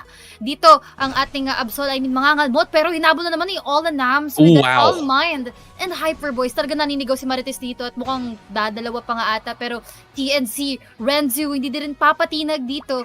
And mukhang nagkakaroon sila ng habulan dito sa mid lane. And knowing si cool lang ako kung wala ka, getting those jungles or wild Pokemons here sa ating mid. Haba ng name nila, nakakainis. Haba nga. Yun nga, actually, sasabihin ko. Ayoko na nga, ano ba tatawag ko dito? Ba't hindi ba sila pwedeng tawag dito kulang yung... Kulang Kulang. haba. Yung mga kulang. Mga kinulang. Ayan, mga kinulang. Saan kinulang? Sa aruga. Pero they are Nakakainis now na. here. Yeah, they are now here. Ito na, your pitch right now, no? Jepoy. Going to try to get the level 7 before the bees come out. Before the Dreadnought, rather, para makakuha na siya ng Petal Dance to help out with the Giga Drain as well. And right now, makikita natin dito the top lane. Andito pa si Kai. Andito pa si Kino, pati si Olanams going to the top lane just to, be the guard doon sa top lane. But right now, into the bottom lane, in just 5 seconds, lalabas ng ating mga bubuyog. And double support is now here as well with the Venusaur. Ito yung same composition na ginamit dito, no, ng Entei tsaka Suicune in the last game. And tingnan natin kung sino makakuha dito. It looks like, yung kulang yung nakakuha ng marami sa mga bubuyog. And right now, in just a few seconds, Dread naman na lalabas. Pero obviously, before that happens, magkakaroon pa tayo ng isang matinding bakbakan. Ito na, Shiro going to go in, pero nag-back out agad siya with extreme speed. So may cooldown siya dahil wala na siyang ibang tinamaan. And right now, power up punch na rin ang ginamit dito ni Shiro with the Lucario. Pero ito na, look at that another hit here from Renzo. Not gonna be able to do a lot here, pero it looks like the Lucario gonna be able to take down that Eldegoss as well. Pacifism trying to get away, pero look at that. Mukhang sila na ang may makakakuha ng Dreadnought and they're not gonna be able to steal that one out against kulang ako kung wala ka. Pero ito na, Renzo gets in at siya ay na-punish as well. Scoozy. Sabi ka, Scoozy. 4-inch, pare. Sobrang maganda. Ano yung piso na lang eh. Isang purot na lang eh. Isang purot na lang siya. Lumilipad na Blissey, talagang hindi talaga dito dadapa si pare mong 4-inch dito. And as you can see, knowing na nakuha na nga ng kalaban ang ating Adredo dito sa ating Zodiac Gaming Arceus, kukunin naman nila ang ating Rotom just to fight off, balance it out. Pero hindi rin papatinag. Key going for that close combat. Talagang pinagsasapak dito ang kalaban na Lucario na slow smoke pa nga at napatulog pa rin Pacifism, pero hindi pa rin papatinag sa pare mong Kim. Papasok na rin si Renzo. Verdant Anger will be used alongside with that Oracan. Ito na nga, nakuha pa ng Rotom yung Oracan. Pinapamalas na nga talaga ni Kyo. Lakas niya manuntok dito against sa team ng Zodiac Gaming Arceus. Pare si yan eh. Si Ipo Makunochi yan eh. Yung sumuntok yan. Grabe, boy. Oo. Talaga pag Pilipino ba magaling man-boxing? Ganun ba talaga yan? parang mali yata yan. Pero lahat sana may boxing hero na tayong lahat. Ito ba, may boxing hero na sila. May marites pa sila. So, parang Pilipino ang composition. Pilipino yung team nila, pare. Pinoy pride nga, no? Pero going into the bottom lane, mukhang magkakaroon tayo ng hintayan para lumabas na dito ang Dreadnought.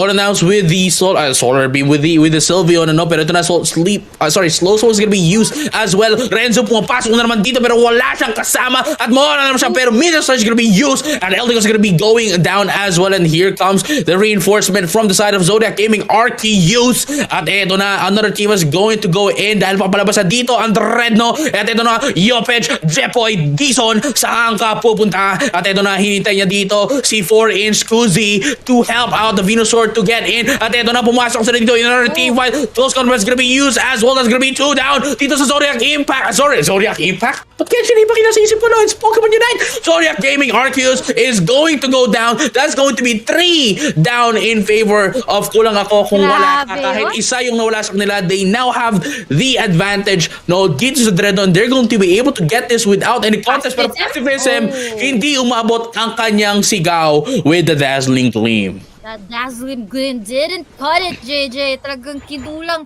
pa sa konting split second. Kinuha ni Wigglytuff pero hindi pa rin talaga na-steal ang ating Dreadnought dito. At least, di ba, that Wigglytuff tried it. And I think they're still here trying to defend the bottom score goal dito sa second tier, and magkakaroon na ng Rotom and they have to go up. Pero hindi nga talaga dito titigil ang ating Team Zodiac's Gaming, recognizing na kinukuha na nga ni Key dito ang ating Rotom, nakikipagtulakan na rin at close combat na rin si pare mong Lucario dito, pero yun nga, nagkakaroon na nga ng bugbugan din sa bot dito. Yopech talagang sinisip-sip yung mga kalaban dito, yung mukhang hindi pa kakakawalan si Kay. And trying for that thunder, kinidatan pero hindi pa rin talaga kinaya dito. Scoozy will help with that safeguard. Actually, the timing was really beautiful there. Talaga naka-triple kill pa si Venusaur dito. Napakaganda ng ginawa ni 4-inch dito. That timing from that sleep, nag-safeguard, and that paid off. And I think mukhang mapapunish pa nga dito ng Venusaur, but reinforcements will come. And I think that Venusaur will Oh go down. wow! 4-inch and Venusaur is now down into the bottom lane. Hindi sila hindi sila nakalaban into the bottom lane, second tier score goal. Pero even if that's the case, look at the score. It's 103-4. That's 199 lead. And not only that, they have the advantage on XP as well, so they can pretty much play around until the Zapdos comes out. Pero ito na, kung papansin mo into that on the minimap, mukhang they're going to be on the Dreadnought as well to widen the gap na meron na sila away from Zodiac Gaming Arceus. Actually, never mind, mukhang hindi nila kukunin. They want to I think they're gonna be enforcing the issue, enforcing the team fight against Zodiac Gaming Arceus, try to get them out, and from there ayun, ubusin na sila, and hindi na sila patikimin kay Zapdos. Ito na, 3 seconds na sa ang ating Zapdos. Zodiac Gaming Arceus, medyo hiwa-hiwalay sila. All-Nam's going to try to initiate the Zapdos as well. Scusi, 4-inch. Ito na, nag-aabang na sila dito, pero passive sabi nila dito, papatulugo kayo. Ito na, lullaby para sa inyo, Rockabye baby. Pero 4 sila, 5 sila na nasa baba ngayon. Zapdos is almost half health.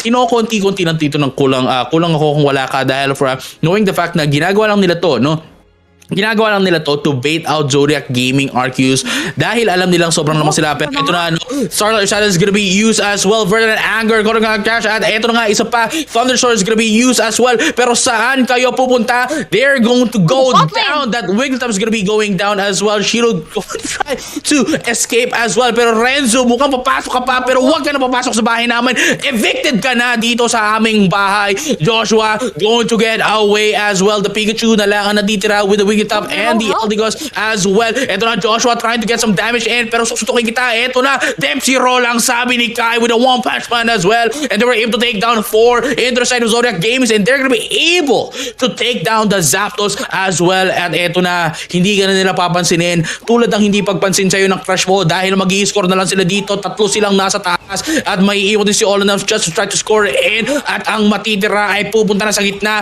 kung saan sila papasukin at tutuhukin. Ayan na ang kanilang mga score na hindi na mahahabol ng Zodiac Gaming Arceus. Grabe dito yung difference ng points. Again, sa kulang ako kung wala ka. That is a huge lead na hindi na mahahabol dito with the clock timer. Pero ito nga si Wigglytuff, pinipilit pa rin talaga mag-points dito. Hindi talaga pinakawalan na rin ni All-Announce. Talagang sisigawan ni ating Maring Marites dito ang ating Wigglytuff, and that won't be able to score that 50. Wala nang ibang ginawa ang Zodiac's Gaming Arceus kundi mag-def at tumakbo-takbo na lang sa mapa ng Remwat Stadium. And that concludes our first game of Kulang Ako Kung Wala Ka versus Zodiac Gaming Arceus. And kitang-kita natin yung pagiging prominent ng team nila All-Announce dito, no? Talagang pave way talaga, and they really know how to play around this. They're really good. We have to give it to them, Now here's I think the question that we should be answering.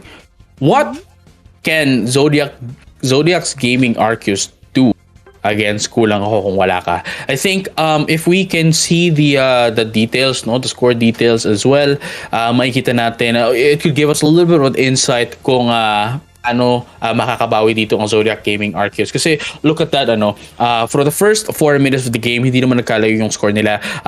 Doon lang sa 6-minute mark nagsimula mag-score, yung Kulang Ako Kung Wala Ka, and maintaining that up to 8-minute mark. Kung hindi ka sila nag-score from 6 minutes to 8 minutes, hindi sila nag-score, and then hinayaan nila yun hanggang makuha nila yung Zapdos, na makascore sila. And despite that, even if that's the case, apat lang yung points din ng Zodiac Gaming Arceus, so halos wala silang nagawa. And now let's take a look at the details here on out.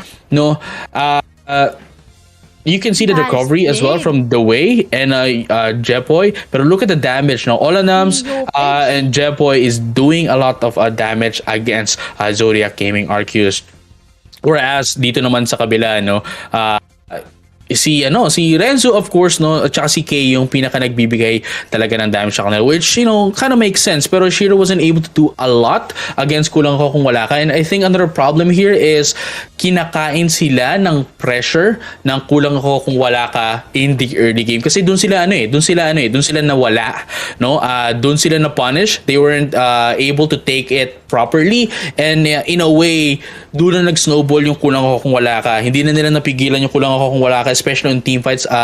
They were a little bit scared to get in on team fights against Kulang Ako Kung Wala Ka. And talagang kitang-kita mo yung pressure din ni All Alams dito with the jungle control. Hindi nga talaga makahabol ang Team Zodiac Gaming Marquez. Lalo na talagang every time na papasok ng pursuit si ating what do you call this? Si Absol. Absol, talagang napapunish lang kasi every time he's getting into that clash fight, he's gonna get punished. And he's having a hard time getting out of that clash, even though he has that sustain from Eldegoss. Kahit mag-leaf tornado niya, still not viable for that. And that actually led to their downfall, getting picked up one by one. And may kita mo, lagi rin sila nagti-team fight. Lalo na ng Zapdos, you can see, they wanted to score because I don't think that even though nag-compile sila sa bottom bush, they wanted to score. But nakita nila yung integrity ng as a team ng Kulang Ako Kung Wala Ka. They opted to go to bottom, but all of them seeing that, they didn't let them score. And doon na naubos yung oras, talagang purong setback. That nagtuloy-tuloy, domino effect essentially. Yes. Domino effect. Yeah. And right now, no, kung mapapansin natin, nag-change ng position itong ating mga manlalaro, kasi kung sa mga hindi po nakakaalam, no, in ACES, no, AcadArena ACES, our rules here is that the loser can choose sides of the map. And ang pinaka naman dito, kasi similar to Mobile Legends, no, mirror ang map natin dito, no, mirror ang map natin. So regardless of your map, regardless of your side, regardless of your side, ang Dreadnought is always on the bottom, and then yung Rotom is also on the top. And then regardless of which side you are always going to start from the left, no? Yes. However, ang pinaka difference dito is yung location nung buff, nung violet ka nung orange buff. Whereas kapag nasa violet side ka, no, yung Ludicolo or yung violet buff is on the top side, and then the Ludicolo, the Buffalant or the orange buff is on the bottom side. Whereas kapag nasa right side ka naman or nasa orange side ka, is baliktad naman, no? Kung sino yung nasa taas, yung nasa baba, at kung sino nasa baba, yung nasa taas. And nakaka-apekto rin yun sa rotation ng jungler. Because sometimes they gank top, sometimes they gank bottom. And depende na lang kung paano yung i-play out. Lalo na if you're gonna have a factor of someone ganking your fourth push. And mahirap kung saan ka magsisimula. That affects it. But yung Rotom and Dreadnought nga, you'll always get the same position, and that determines how you play as a team. Yeah, exactly. The Rotom and the Dreadnought, no, yung rotation na talaga nila, no, it's still gonna be the same. It's just that yung rotation ng jungler, ang magbabago talaga. Kasi if you're coming in from the violet side, no, and then if uunahin mo yung Ludicolo, ang pinaka balik mo dyan, ang pinaka unang rotate mo is, ang pinakamalapit is yung sa top lane. Pero kapag nasa orange side ka naman, pinakamalapit mo is on the bottom side. Pero right now, mukhang nga nagsimula na ang ating game. We're going to have another medyo hindi natin nakita yung first 30 seconds of the game. Pero it's all fine, no? It's still the early game, no? It's not much na magbabago dito, but Renzo right now going to be able to try to take in the A-bomb. And sa mga hindi nakakaalam din as well, the reason kung bakit hindi agad kinukuha yung mga A-bomb in the lanes in the early game is that mas tumataas kasi yung XP na binibigay nila as more time passes by. Now, the first XP spike is at 9 minutes and 36 seconds, if hindi ako nagkakamali, and the second XP spike is at 9 minutes and 2 seconds. So, ayun. Grabe talagang nakaka-apekto rin yung mga konting difference dito ng XP. Because that will determine kung paano ka level up. And nakikita na naman natin si paring Olalams talaga asserting his dominance here dito sa jungle ng Zodiac's Gaming Arceus. And that Elgolgos will try to help. Pero nakita mo naman level gap, wala pa rin Lift Tornado doon. Makakabigyan. Sinisigawan na nga. Yung Olalams dito lahat talaga nakakatakas pa siya with that calm Level 6 na siya! Level 6 na siya! JJ, and he got the buff dito against nga kay Absol. Talagang winawarak na nga ni Olalams dito. Yung jungle and Absol, nothing to have or nothing to farm, will transition here sa bottom and successfully killing that Blissey. But makita natin yung macro plays ni Olalams. Talagang binubugbog niya na yung jungle. He will gain that level advantage against nga dito sa team ng Zodiac's Gaming Arceus. That will be a huge problem.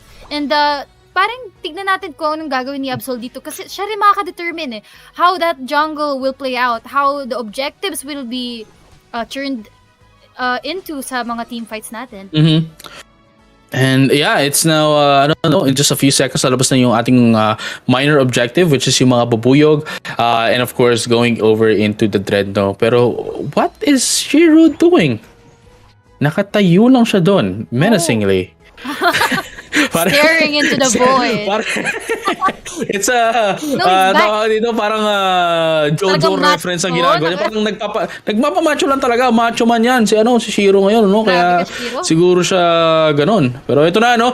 Kulang ako kung wala ka. Has a position advantage. Ito talaga, tingnan natin kung paano sila makapasok. So, supposed to be used here as well here by Pacifist. Pero Pacifist mukhang siya ay sasampalin. At hindi siya masasampal ng tuluyan dahil Olalams is gonna be able, no, hindi pala si Olalams, but he's going to be able to take down that Dreadnought as well and pressuring up dito si Zodiac's Gaming Arceus is going to be able to deal a lot of damage right now. Nawala na din si Blissey into their side, but look at that Fairly Frolic is going to be used as well to take down one into them, and that's going to be 3 down in favor of Kulang Ako Kung Wala Ka, and they're going to be able to destroy the first year's Google into that of the bottom lane as well. And look at the scores once again, 9-158, and they would have the advantage as well, no, into that of the Rotom. Pero Olalams, I'd have to say, hindi yung Venusaur ang nag-stand out in this team fight. Ang nag-stand out talaga.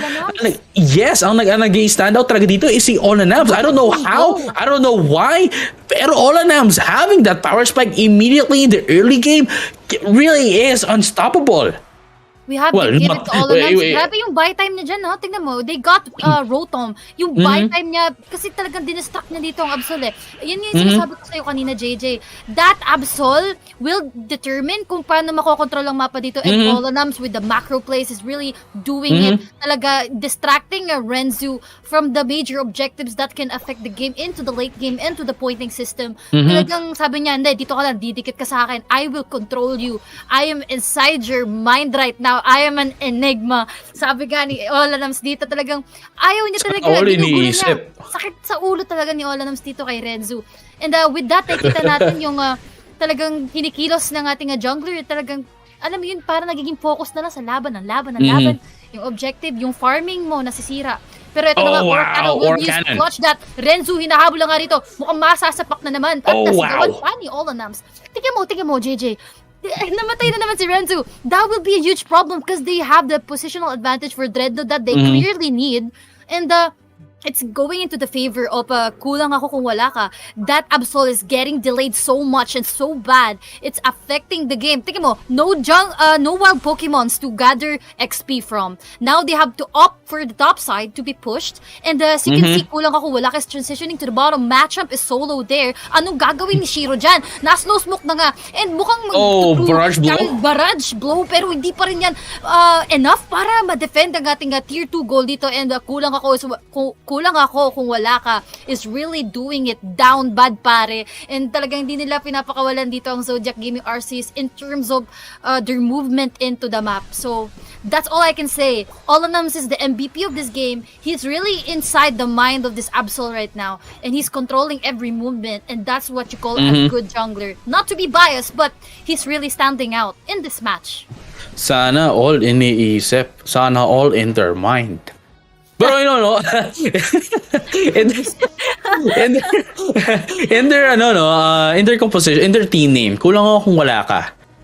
Pero what's interesting here is hindi sila nagkukulang kasi wala sa kanila. Walang-wala sa kanila at kumpletong-kumpleto sila. Olanams single-handedly putting in 49 into the top lane, buying time for them to secure the Rotom once again. Iba ang laro ni Olanams ngayon. What happened? Okay. He's on different level this time. Ito ba yung Ito ba yung buff ng nasa podcast? Ganun ba 'yon? Grabe ka talaga, paring Olanams. Nabigyan pa nga ng buff. Oo nga eh. And, Pero ito na medyo magkakaroon na naman ng Dreadnought. Ayan na. And the advantage right now, the numbers, player numbers and positional advantage is on the side of kulang ako kung wala ka. Tingnan mo, talagang ginugulo nila yung Absol dito. And Absol recognizing that I have to stick with my team. I have to try to opt for objectives because this is major impact pagdating sa kanila. Pero tignan mo, nahihirapan sila mag-push because they don't have this 2-tier goals. Yung tier 3 goal, bagsak. Yung 2, bagsak na din. And what can you do with that? You can't just go in and try to steal the Dreadnought unless you're a madman. But, unfortunately, eto, hirap. Hirap talaga. That's all I can say. Yeah, and right now, kung papansin mo, lamang din sila in terms of XP, Lamang sila in terms of XP na it's not just one Pokemon, it's just a 2 Pokemon, but lahat sila lamang talaga kaysa Zodiac Games. And right now, we're gonna be seeing some action here. Power Up Punch, actually, hindi na sila manununto. Kasi at this point, they don't even need the Zapdos. They can just score in. They can give the Zapdos to Zodiac's gaming Arceus. Diba? Pero ito na nga, magkakaroon nga ng bakbaka dito. Papasok na nga si ating paring Renzu. Pero ito na nga, Blitz assistance na rin dito para masustain ng ating Venusaur. But that sustain is not enough. Hindi talaga papasuko. At hindi rin papatinag si Olanams ito. Naninigaw na nga, dealing a lot of damage. That Petal Dance is not gonna cut it. That Giga Drain is not helping. And that Olanams is still screaming at Kay. Oh, that's a team wipe! Down. And that's a team wipe, exactly. And grabe lang yung pinamalas na kulang ako kung wala ka. Even though you sustain that Venusaur, that ain't gonna cut it. That's it. The position here, talagang sinandwich dito ang Team Zodiac Gaming Arceus. Talagang ayaw magpaawat Ang team na to is talagang mabubugbog talaga mula una hanggang dulo. Walang kulang sa kanila. Walang kulang talaga. Oo, walang kulang talaga sa kanila, and you can see there's nothing to say. There's nothing to analyze anymore kasi it's a super one-sided game. There's nothing to say, there's nothing to analyze. We saw how they played out. Olanams, yun masasabi natin. Olanams really did a pretty good job in game number 2 kasi if it wasn't for Olanams, if it wasn't for the power spikes of Olanams, if it wasn't for the steal objectives of the buff steals, of the jungle steals of Olanams, hindi sila makakapag snowball as much as they did this time. However, with that help, pare, sobrang standard out talaga. Standard out? What word is that? Sobrang nag-stand out si Olanams in this team. And actually has the MVP as well. Yes, but JJ, I have to give it to Renzu. Siya kasi talaga yung puso dito ng team. Di natin mapagkakaila yung influence ng jungler to shift the balance here sa pagkuha ng objective. And Olanams, being a good jungler, talagang sinira niya talaga yung playstyle dito ng ating Absol. Talagang nakita mo, nagpa-farm na nanahimik lang nagkukuha ng buff. Talagang sisigawan mo ba naman? Napaka-disrespectful nga naman nun. Marites pare. At dahil nga doon sa pagsigaw at sa pagduro-duro doon sa ating Absol sa jungle niya, that actually crumbled them down. Kay got pressured from the jungle's setback. Nag-setback kasi yung Absol eh. That actually went into domino effect. And hindi mo masabi kung Hindi mo masabi kung yung RP, yung Rich Pokemon, kung nag-i-smurf pa kasi it's just them under a different name. Yeah. And again, as I mentioned, one of the best performing teams as well in the country right now, along with Aeos Fortis Regis. So really interesting to see them play out. Really interesting to know that all of them are still qualified for our esports, collegiate esports scene, but this is ACES. Now here's the thing. Now here's the thing, Kinishi. ACES allows kasi there's 3 different tournaments for AcadArena, no? AcadArena ACES allows you to get teammates that is from other school, no, from other schools, no. That's why ito kasi sila magkakaiba sila ng school, Zodiac Gaming, Arceus, kulang ako kung wala ka, pero yung of course yung nakita natin kanina, Golden Lions Esports, ayan, pare-pareha silang school eh. Pare-pareha silang school. So under one banner, esports group. However, if supposing na magkaroon tayo ng AcadArena event uli, no, na hindi na ACES, hindi natin na makikita ang RP na magkakasama. Kasi iba-iba sila ng school. And your teammates have to be from the same school, and it has to be an organization recognized by AcadArena as well. So medyo matindi ang labanan, and it's going to be an interesting game, no? Event kung makikita natin sila na hiwa-hiwalay at maglalaban-laban in a tournament. Doon lalabas yung individual strengths nila. And kung paano sila mag-a-adapt sa bagong team. And knowing na yung pressure na, eto, alam ko na paano lumaro yan eh. Syempre, para magkakalaglagan pa yan, di ba? Oo. Sasabihin niya, di, ganyan lumaro yan. And that's interesting to see. Kung paano tong team na to, pag lumaban talaga in major tournaments, sila magkakasama. But if they want to play in AcadArena, they have to be separated. That's good for their growth, JJ. Kasi hindi pwedeng, hindi ka makaka-discover. Oo, pag kayo lagi, you're not gonna grow. So, maganda rin to as they're like branching out their individual skill set. Maganda to na it will help them as a team as well. Yes, para pag nagsalo-salo ulit sila, pre, may natutunan ito na ako. Ito na, oo. Diba? Tama naman. Para mga anak lang, sige anak, mag-aral ka na. But yeah, no. This has been Zodiac's Gaming Arceus versus Kulang Ako Kung Wala Ka. Obviously nakita naman natin na Kulang Ako Kung Wala Ka 1-2-0 against Zodiac Gaming Arceus. I think we'll be seeing a lot more Kulang Ako Kung Wala Ka in this tournament. Mamaya, makikita natin sila mamaya pa if they keep on winning, no? If they keep on winning. So mga hindi po nakakalam, this is currently top 8. Ang next game po natin is top 4. And we announce pa po yung magiging laban natin, no? Kasi hindi pa po tapos yung mga games nila. So, tsaka natin malalaman kung pagtapos sila kung sino yung maglalaban. Pero malalaman natin yan, ano? When we come back after this short break, make sure stay tuned once again and don't go anywhere. This is AcadArena ACES. We'll be right back.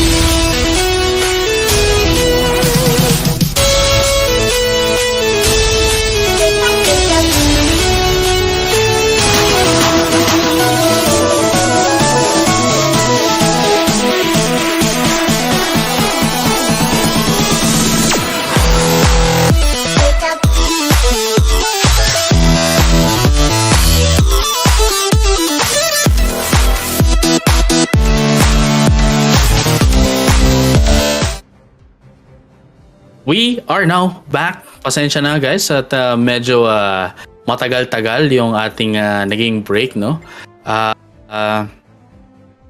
Ito, medyo naging matagal-tagal yung ating break. We are terribly sorry for that. Pero we are now ready, no, for our next game. This time is going to be TGR Eternals and Night Fox, no? Ito is medyo kilala rin, no, na team. Night Fox is part of Night Trade umbrella, and then TGR Eternal naman, no? TGR Eternal is this is Tele Tigers, no? From wait, papagalitan ako ni Uomi nito. Papagalitan ako ni Uomi nito. Tele Tigers is from, it's on the tip of my tongue. Dami mo na kasing alam na team eh.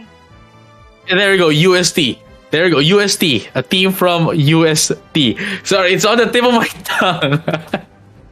it's I'm sorry, Uomi. Sagot ka. Nakalimutan mo na sila. I love you. So I hope we're in good terms. But yeah, it's UST Tele Tigers, no? Eternals and Night Fox. Actually, both of these teams has been playing on our communities as well. So hindi na sila bago in our community. So I'm just really excited to find out how they're going to fare, especially yung TGR, no? TGR Eternals actually won against Aeos Fortis Regis Spirit. No, it's an AFR team that they won against. So this is going to be an interesting matchup na makikita natin. And now I think they are ready, Kinishi, no, to get in on the game. I'm excited na. Ready na din ako. Kung sino ang mananaig sa ating top 4. Nagot ka talaga sa kanila. Nakalimutan mo na. So yeah, so yun pa, no, thank you for reminding me, but no, again, Kinishi, no, this is our top 4 match, no? Yung isa nating top 4 match na hindi natin mapapanood would be Golden Lions Esports Entei going against Kulang Ko Kung Wala Ka. So yun yung nakita natin na nanalo sina Loso, no? Sila Jude, going against na sa Reach Pokemon na nag-iba nga ng pangalan, Kulang Ko Kung Wala Ka. And then of course this time is TGR Eternal and Night Fox na maglalaban. So kung sino man nanalo dun sa Golden Lions Esports Entei at Kulang Ko Kung Wala Ka would be proceeding to our grand finals. And likewise, kung sino ang mananalo sa matchup natin ngayon, TGR Eternal and Night Fox ang siyang makakalaban na kung sino mananalo dun sa isang matchup na kapabanggit ko lang. Ayan. Best of 5 ang ating grand finals. Talagang mainit at mainit ang laban. Kaya subaybay lang kayo dito sa ating AcadArena ACES Pokémon UNITE tournament. Right. At I think they are now ready as well. They are now ready. Even yung mga even yung ating mga viewers are now ready as well, to watch out for our match. And this is it. We're just waiting for them. Tayo ready na. Kinishi, ready ka na ba? Ready na ako sa mainit-init na bakbakan dito lang sa AcadArena ACES. Right. And yeah, we're just waiting for them again. Pero yun nga, ready na kami. Ready na ang ating mga manonood. And handa na tayo pumasok, no? Handa na tayo sa ating bakbakan. And this is it. The TGR Eternal versus Night Fox. Grabe. We're here at the picking stage nga naman dito sa ating TGR versus Night Fox. And makakita ba tayo ng mga weird composition or new metas, or are we sticking with the same, ito nga, both a Blizzy or Aldegloss, maybe on the 2 supports in the bottom. And we'll see if they're gonna lock this in. And I do think they will. Ayan, no?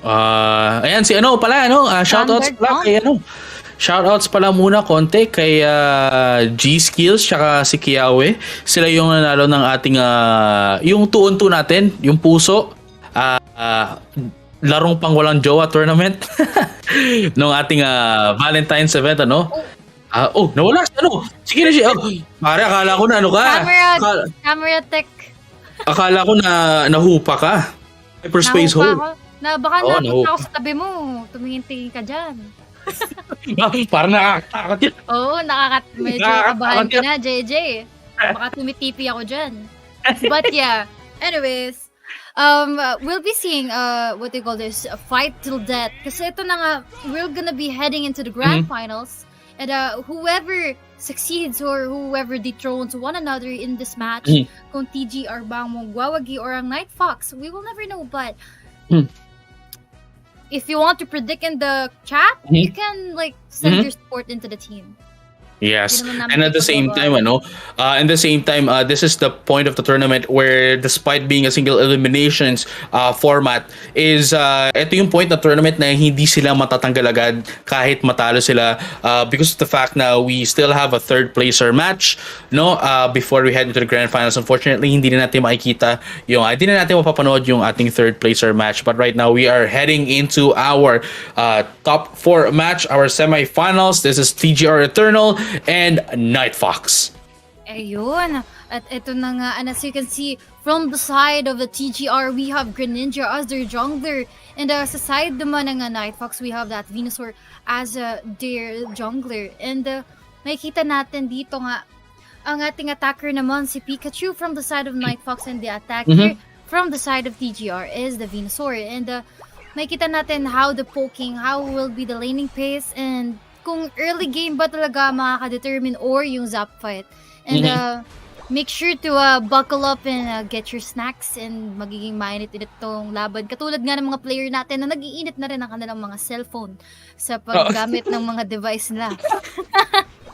Parang kanina lang, nag-iinit na daw yung phone nila. Kasi mainit na nga talaga ang laban dito, JJ. Mainit pa panahon dito sa Pilipinas. Mainit pa ang panahon, talagang nagbabaga na. Talaga lahat, kahit saan ka dulo or anong ginagawa mo ngayon, talagang nagbabaga na.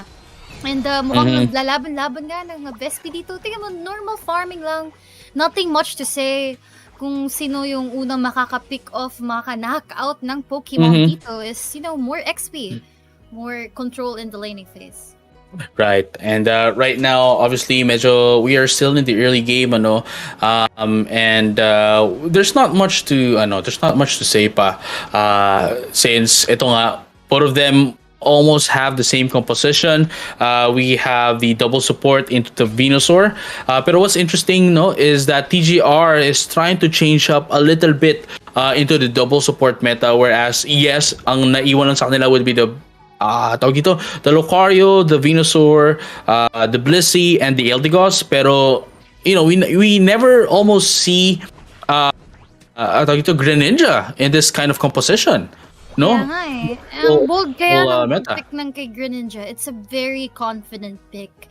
And as we can see, Greninja is not really heavy on the meta right now, and if you're gonna choose Greninja, you have a huge confidence into playing him almost perfectly, or like no mistakes. And pag talagang pinik mo yung mga off-meta Pokemons natin, that only concludes that you are a a main or a comfort pick.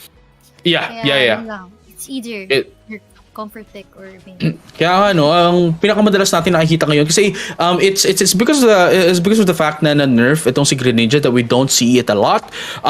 Whereas mas madalas natin nakikita ngayon is the Cinderace that deals so much damage in the back lane. But right now, we are heading into our first Dreadnought of the game. Let's find out kung sino makakuha dito. Has official advantage dito sa TGR. This might be the strategy na nagpanalo sa kanila laban sa Ace Fortress Regispirit. And look at that. They're gonna be able to take down 1. No, make that 2 into the side of Night Fox. No, make that 3. Yes, Venusaur ka. Pero dahil ikaw ay nakapag-Verdant Anger na, it doesn't matter because there's still going to be able to deal a lot of damage against you. Pero ito na, with the help of the Verdant Anger, with the help of Unite move, G-Skills was able to push back TGR Eternal. If it wasn't for G-Skills actually evolving at that moment, I don't think they would have been able to push back TGR Eternal, and perhaps they might have been picked off as well by the said team. Grabe nga naman talaga yung pinapamalas dito ni G-Skills, no? Talagang nira-run down niya yung mga Pokemon dito with the Piltons and the Giga Drain. And as you can see, mukhang wawagi na naman dito si G-Skill. Now, going for the back lane, trying to flick that Blizzy and the Venusaur down. Na-slow smoke pa nga sila dito. 1v3 situation. The Blizz assisted will actually help to sustain that Venusaur, and G-Skill will not be able to outplay that 1v3 situation there. And grabe, pero yung sustain pa rin ng G-Skills, no?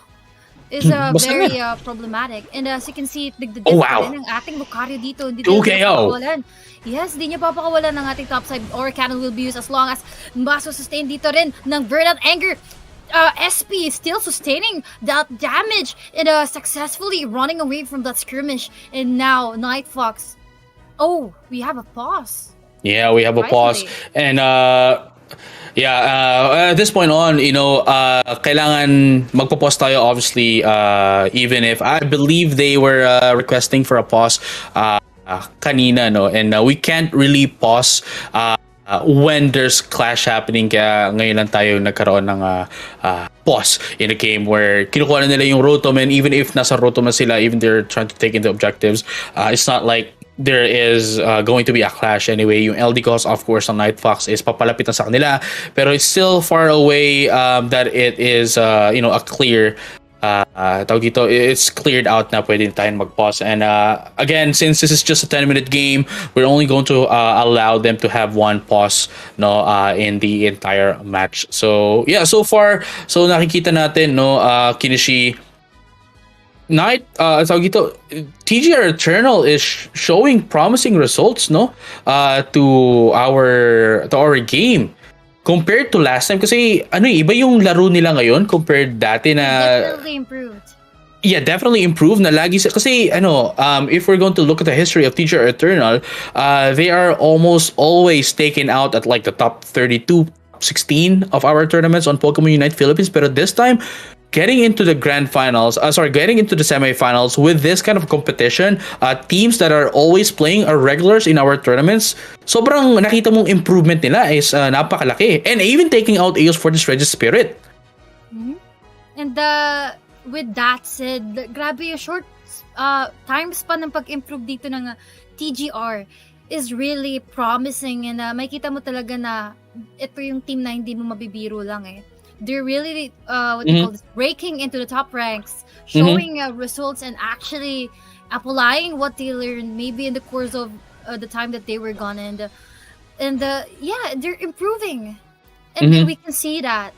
And grabe, dito lang talaga sa Unite Philippines, the top teams that are competing in the top ranks are really, hindi lang sila papayag na ganun lang. If there's room for improvement or growth, they will take it and they will improve.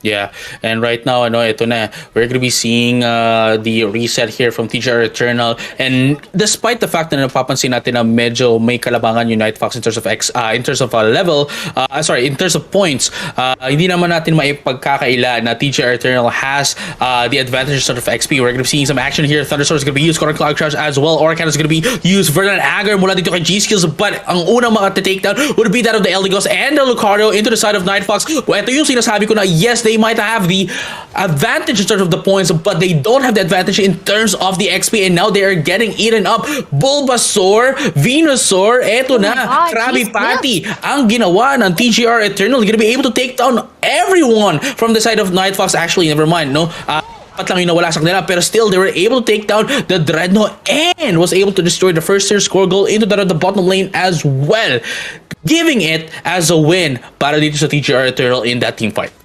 Grabe, every clash that happens here talagang may result, and hindi talaga papatinag ang ating TGR. Sabi mo nga kanina, even though lamang sila sa points, they got that dread. They also disseminated that tier 3 goal, and now they're heading towards the top side here to get another clash, to get another position for that Proton. And tingnan natin kung makakabawi ba ang team ng Night Fox dito. And as you can see, hindi rin mabibiro si G-Skills dito. Kanina pa talaga siya nakikipag 1v3 with that sustain. And it's really surprising that Venusaur is still alive, even though wala na support. And I want to see how in the late game this will go. And everybody, nagkakapaan lang dito. Rotom will come up and we will see another clash. And ito na nga, mukhang papasok na nga dito ang ating Lucario going for the power-up punch. Sinusuntok ng ating Rotom. Wow! nga ang ating Venusaur going for that sustain. Pero naiipit na nga si ating paring G-Skill dito. Mukhang di nga kakayanin. Oh, that's three! At the triple kill coming from that Venusaur and also overcapped dito ng team TGR Eternal. Grabe talaga si SP. Talagang that petal dance. They were able to repel down the Rotom as well. Yes, and that, The moment na nasira nila yung first score goal into the top lane. And grabe yung ginagawa ng SP dito, yung Petal Dance Plus niya. Doon nagka-watak-watak yung team ng Night Fox dito dun sa tier 3 goal and it's dealing a lot of damage and sustain as well. And that paid off, that Rotom. Yeah, exactly. At ito na, no, Teacher Eternal was able to take down the Dreadnought as well. No, after repelling away the Rotom up, even if nakuha yun ng Night Fox. They are, and just imagine if Hoopa is here as well, it would be faster.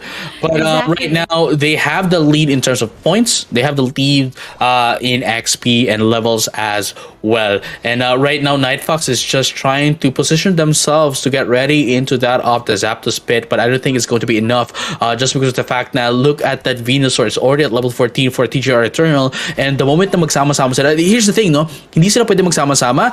They just need to allow that Pikachu to CC them from afar, and from there kailangan na pumasok ni Lucario, but this Venusaur needs to stay on the mid distance, no, mid range, to fight off against a Teacher Eternal. Perhaps the very edge, no, nung Petal Dance lang ang pwede niyang patamain. Ang pwede niyang patamain sa TGR Eternal, kasi if masyado dumikit si G-Skills, di na mauubos sila dito, no? Ang TGR Eternal. Yes, sirree. Magkakaroon na nga ng bugbugan dito, nagkakaroon na nga ng mga Unite. Bliss Assistance.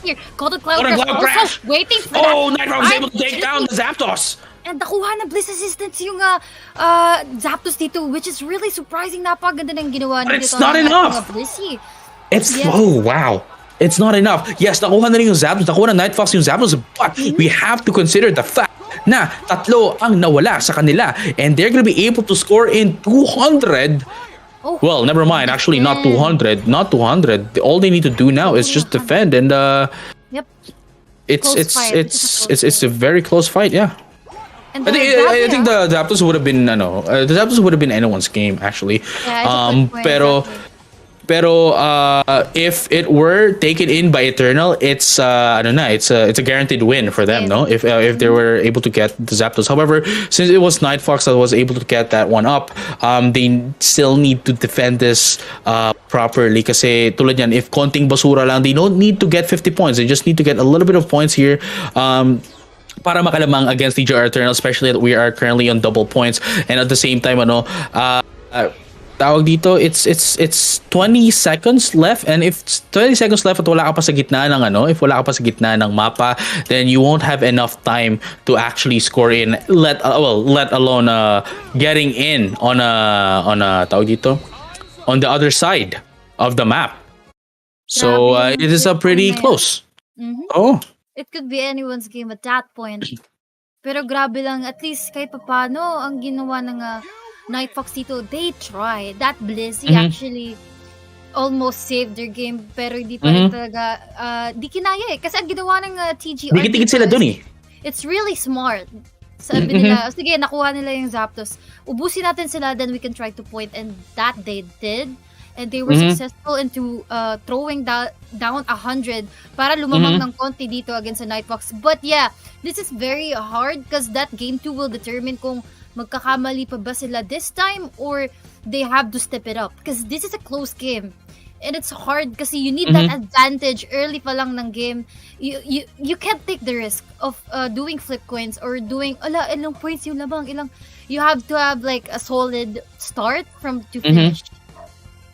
Yeah, and I don't know, tawag dito, it's just really interesting how TGR was able to pull this off, especially with Greninja, joining them with with this kind of composition. Kasi tawag dito, usually it's the Pikachu na nilalagay dyan, not the Greninja, to provide CC from the back lanes, allowing the Venusaur to further further bring out damage, dish out damage against the enemy team. However, choosing this Greninja and actually positioning themselves in quite a great distance away from the enemy, away from the team fights, allowing it to give backlane damage is actually essentially enabling them as a team,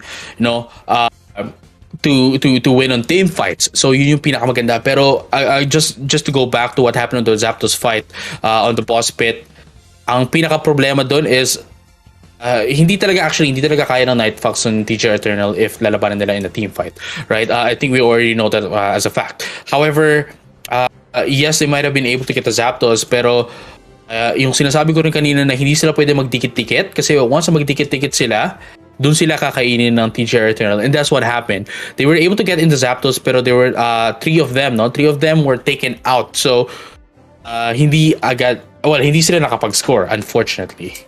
Mm-hmm. And yun na yung pinaka-risk sa pag-flip coin. Kasi aftermath ng Zapdos, ano na? Diba? Ma-reach mo ba yung goal in order to score the points that you have? Or mapipilayan pa kayo sa Zapdos, and syempre yung death timer is not to be joked about. You can be punished into makuha mo yung Zap, and paano na after that? What's the plan, diba? And that showed that TGR came on top, and they did well on this match. Yeah. But let's find out whether Night Fox what do you call this? Let's find out if Night Fox would be able to get back up against TGR Eternal as we are setting up the lobby for our team. And as you can see, we're going to have a side switch here where Night Fox is on the violet side and TGR Eternal naman, no, yung nasa orange side natin. Pero while that is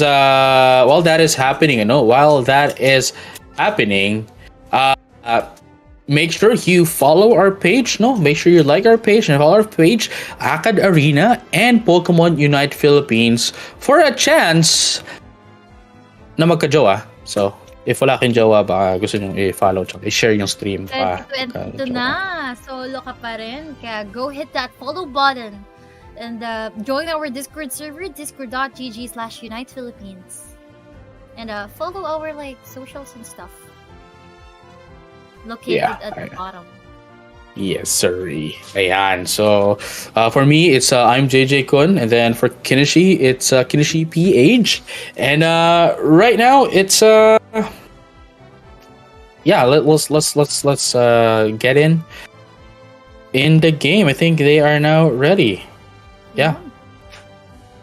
Let's find out if magbabago sila ng compositions nila, or would they be or if they would be sticking on the same compositions na ginamit nila kanina. Ayan. Yun. Kaalaman na. Dun, dun, dun, dun. And we are here live on the game 2 of Night Fox versus TGR Eternal. And kung babawian na nga ba talaga ng Night Fox dito, and makikita naman yata natin ang lock-in ng Greninja ni Marty. Hindi talaga niya bibitawan tong Greninja. Actually, di siya underperform. He surprisingly did well, knowing that Greninja is really hard to use with the current meta and with the current Pokemon. Well, not in the current meta, pero I think you can still enable Greninja naman eh. Yes. It's just that but it depends on your solo, composition. it's so hard. Yeah, well, obviously. On solo. Yeah, it's pag meta ng rank, if you're gonna go for the solo. But with their composition, it's actually kind of surprising to see, that they are making it work out. Para dito sa TGR Eternal, and Night Fox needs na makabawi talaga if they want to get in on the grand finals. Para naman umabot tayo sa game number 3. I'm pretty sure everyone would want to see a game number 3 as well. You would want to see who do you want to see? Baka desisyon ako dito eh. Baka desisyon ako dito kini. Do you want to see game number 3? Don't jinx it, man. Baka masisi ka pa ng team na yun na, ano ba yan? Jinx na naman ni JJ with his 100% right. record. 100% prediction rate nga pala tayo, no? Right now, hindi pa ako nagpe-predict. we'll do that sa grand finals natin at malalaman natin kung sino ang maglalaban dyan sa ating grand finals in just a few bit. Especially right now, kapag nanalo uli ang TGR Eternal, then they're going to be the first one to be the first one to be our grand finalists. For the next game, and then obviously on the next one naman, if manalo on Night Fox, then we will proceed into game number 3. But right now, I think we are now ready to proceed into our game. As we can see, G's kills right now with the Absol, actually. Interesting. Wait, Grabe. wait. They're playing this pretty differently. They have the same composition. Ang pinakaiba lang sa kanila is si Greninja at si Absol, no? Froakie and the Absol. And then what's interesting here is none of them are jungling the Venusaur. Talagang inopt nila ito ay solid attacker nga ng dalawang team, and we're gonna have another pause na naman dito sa ating two teams, and we just have to wait a little bit. But yeah, going into the analyst side of this match, yung dalawang Venusaur talaga dito na magkakaalaman kung sino yung better attacker in terms of getting XP, helping to sustain or deal a lot of damage here. Titignan natin kung paano yung Venusaur gameplay nga, and paano yung influence ng Greninja and Absol dito sa match. Yeah. Oh my goodness. It's actually kind of interesting again yung Absol, tulad ng sabi mo, how it's going to go rotate. Kasi si Absol, pwede nila ipasok yan on the bottom lane. No, pwede rin nila ipasok yan on not on the top lane, obviously. Not on the top lane kasi ang pinasok nila dun is the Lucario, right? However, into the bottom lane, it could be the exchange of roles with the Venusaur and the Absol in the early game at least. No, allowing that Venusaur to at least attain level 5, level 6, and level 7 para mag-online agad siya. Tapos pwede sila mag-swap ng jungle with the Absol. Kasi Absol could dish out a lot of damage as well into the enemy team. So that could be a possibility. However, ang ginawa nila nga, as we can see, is that the Absol is the jungler and the Venusaur is going to be slightly delayed as it is joined in on the bottom lane. So tatlo sila doon, 1-1-3 for both teams.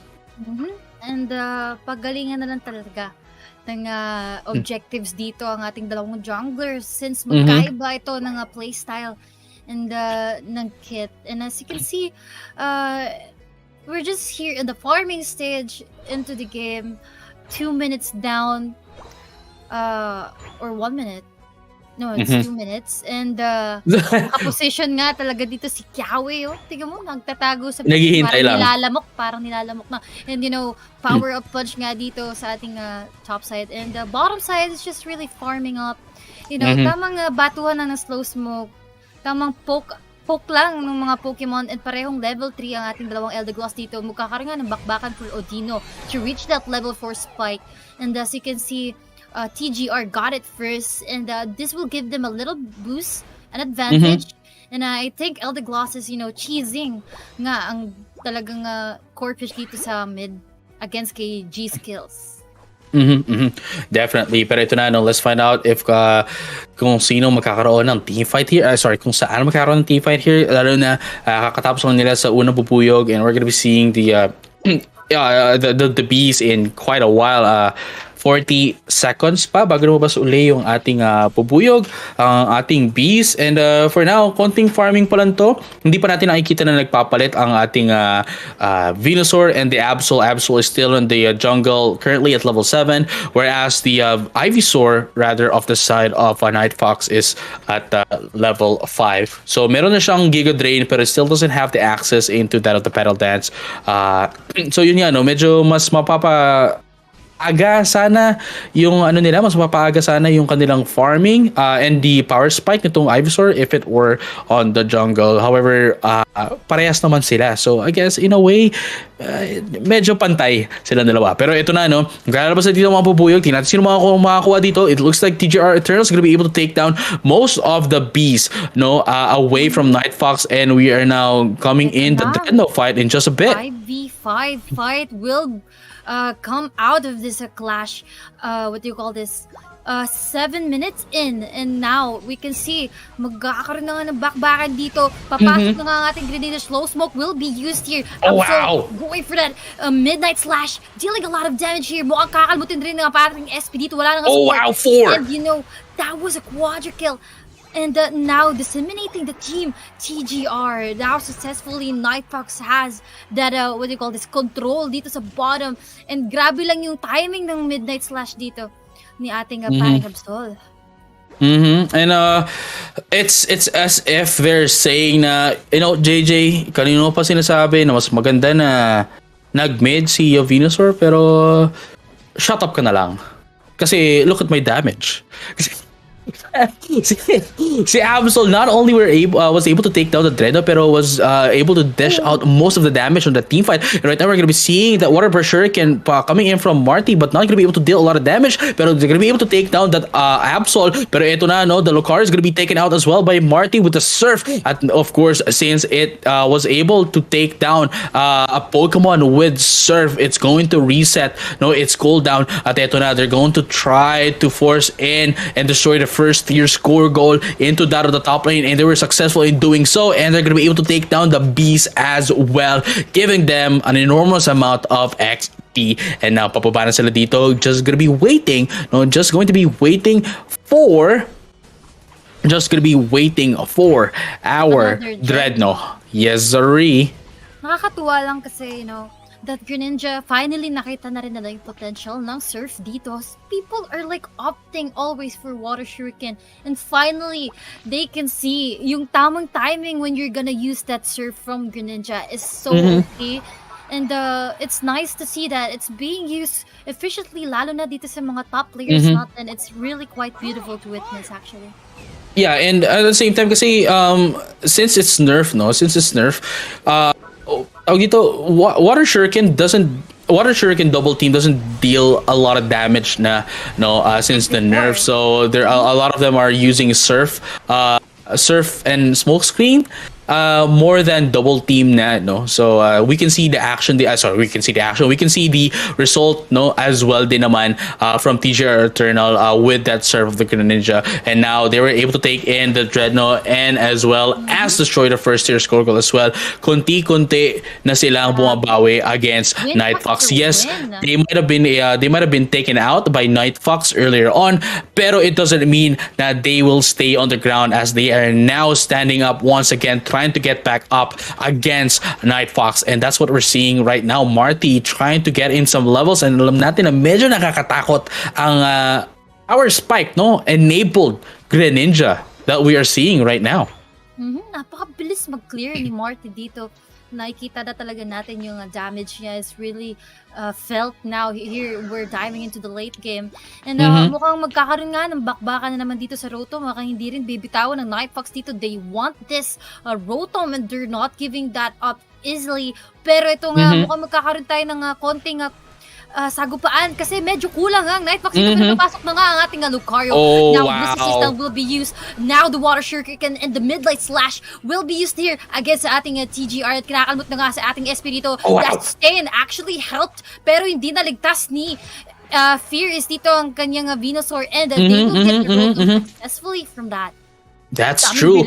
And sa lahat pa ng pwedeng mawala sa kanila, no, sa lahat pa ng pwedeng mawala sa kanila on a team fight sa Night Fox, no, yung Venusaur pa yung wala. Yung Venusaur pa yung nawala, which is, I'd have to say, the most important Pokemon to be dealing damage against their enemy team. And without them, no, kasi Absol can only do so much damage and can only target a single Pokemon compared to the Venusaur that deals damage in an AoE. Grabe nga. Talagang finocus ng Nightfox dito at hindi na naman titigil ang ating clash and we can see another Dreadnought fight. Lucario successfully getting that Dreadnought. Going for the backline pero inabol pa nga ni Marty dito. Hindi talaga papakola ng ating Lucario. Lucario running down. Ito na nga, tumigil na nga siya sa paglalakad. He got stuck between those Blizzy and Eldegoss and talagang hindi nila pinakalulan. Another slow smoke thrown in there and now mukhang papasok na tayo talaga sa ating last 2 minutes, JJ, and this will determine, kasi close fight to eh. Ito na naman tayo. And talagang di susuko tong dalawang team and we will see another zap fight. Kung mauubos na naman ba sila or mauubos muna bago mag-zap. And Yes, mukhang I think sorry. they're gonna opt for another clash. Now, TGR Eternal here needs to pick off, they need to pick off into the side of Nightfox. Kasi at this point on, kapag nagdikit-dikit ang Nightfox, hindi sila manalo ng T5, especially with the burst of damage coming in from the Absol. Pero look at that, mukhang maglalabasan sila ng Unite. Well, Blizzard says is going to be used, or Cannon as well is going to be used, but it looks like the first one to go down would be the Absol from the side of Nightfox, and we're going to be seeing 2 KOs with the Blissey taking out the Ditto Blissey and the Lucario as well. That's going to be 3 down in favor of TGR Eternal. Eternal Fox, no, TGR Eternals gonna be able to take down 4 into the side of Nightfox. Pinagsama ko na yung pangalan ng team nila, pero look at that, they're gonna be able to take down the Zapdos as well, and leading to their victory of a 2-0 against Nightfox. Grabe, ito yung gusto ng team TGR eh. They wanted the clash. Nakita mo naman yung posisyon nila, they opted for the enemy canal and doon na napilayan at nasakal ang team ng Nightfox with that choke, especially Absol not really, what do you call this, not di nagamit ng full potential ang Midnight Slash because the body barrier coming from the team TGR is just too much. The sustain is crazy, especially that Eldegoss and Blissey assisting that Venusaur that condemned them to like fall down. Right, and pasensya na guys, no? I call them Eternal Fox.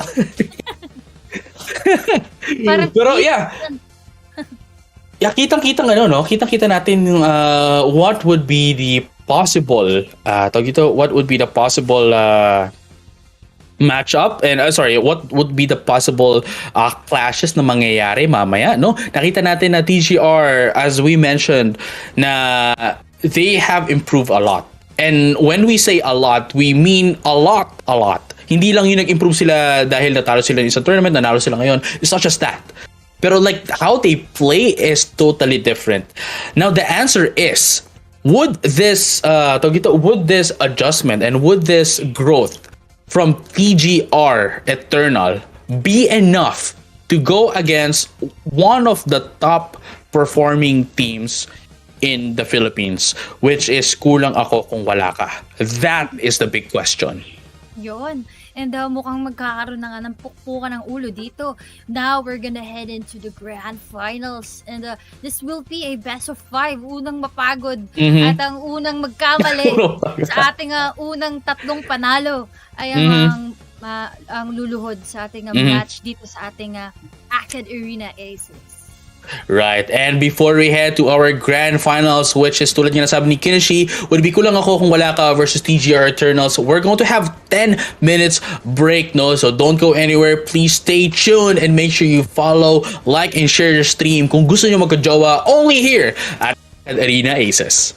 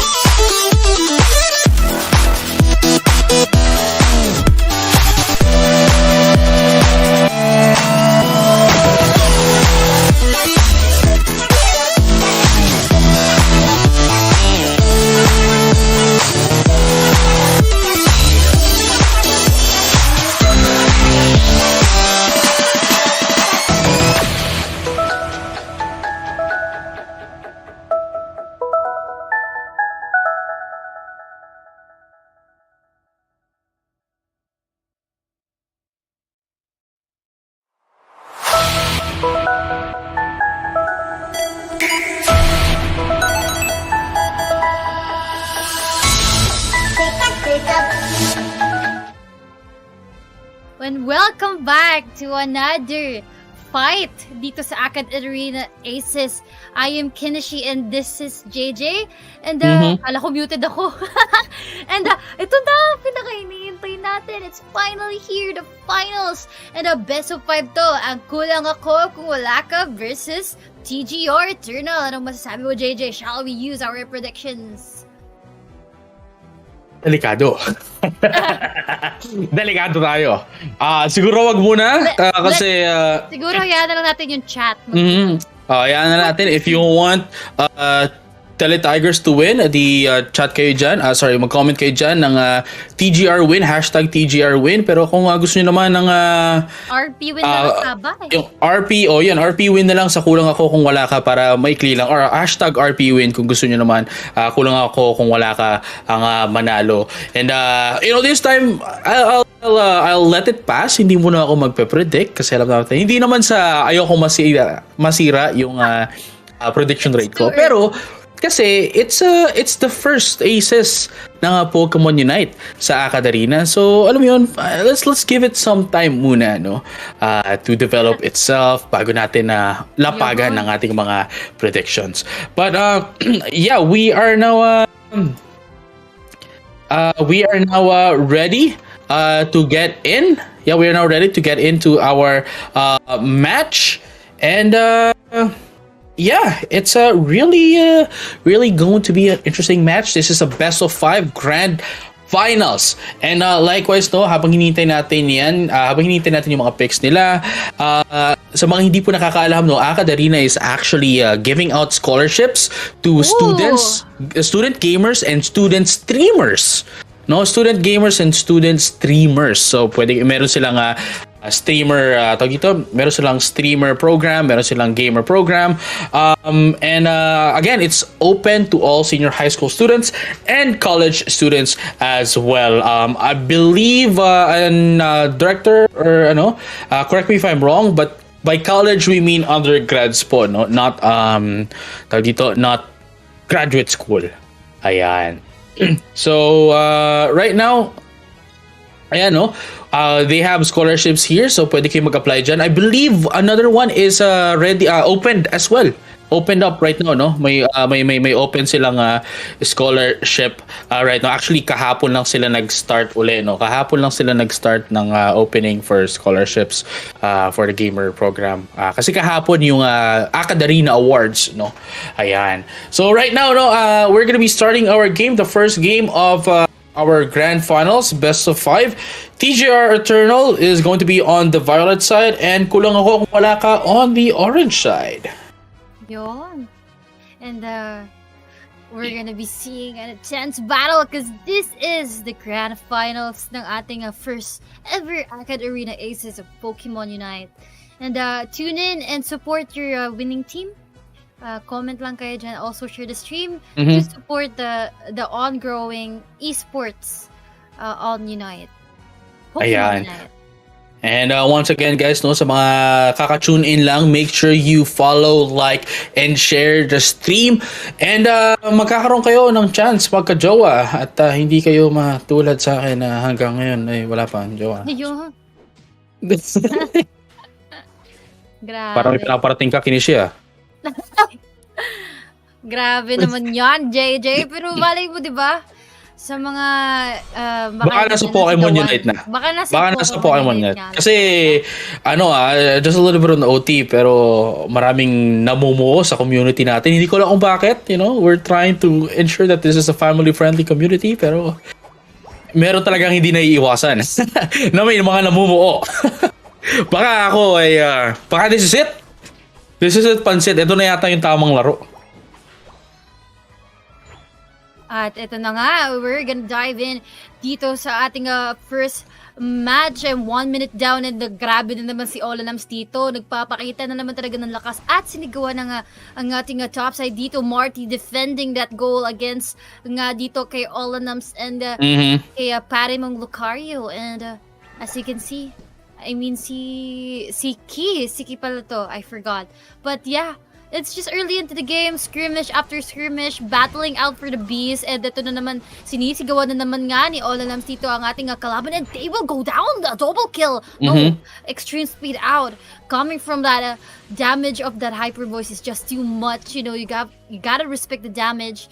And everybody is just farming it up, but Olanams showing prominent damage. And Ito na naman tayo eh.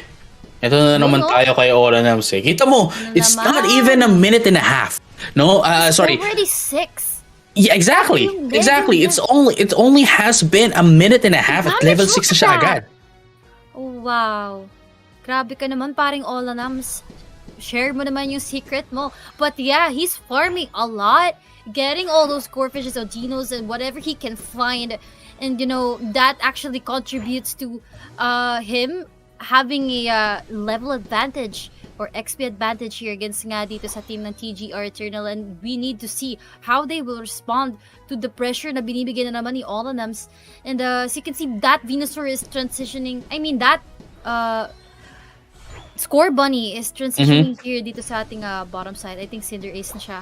But yeah, I think everybody's just really anticipating for that Dreadnought. And early into the game, and they're already here at the bottom. 30 seconds, ang dami pang pwedeng mangyari. And we will see all of them scoring here. So 30, another XP gain, level 8.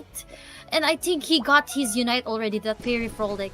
And we're gonna see a 5v5 situation at the bot side, JJ. Right, almost at level 9 as well.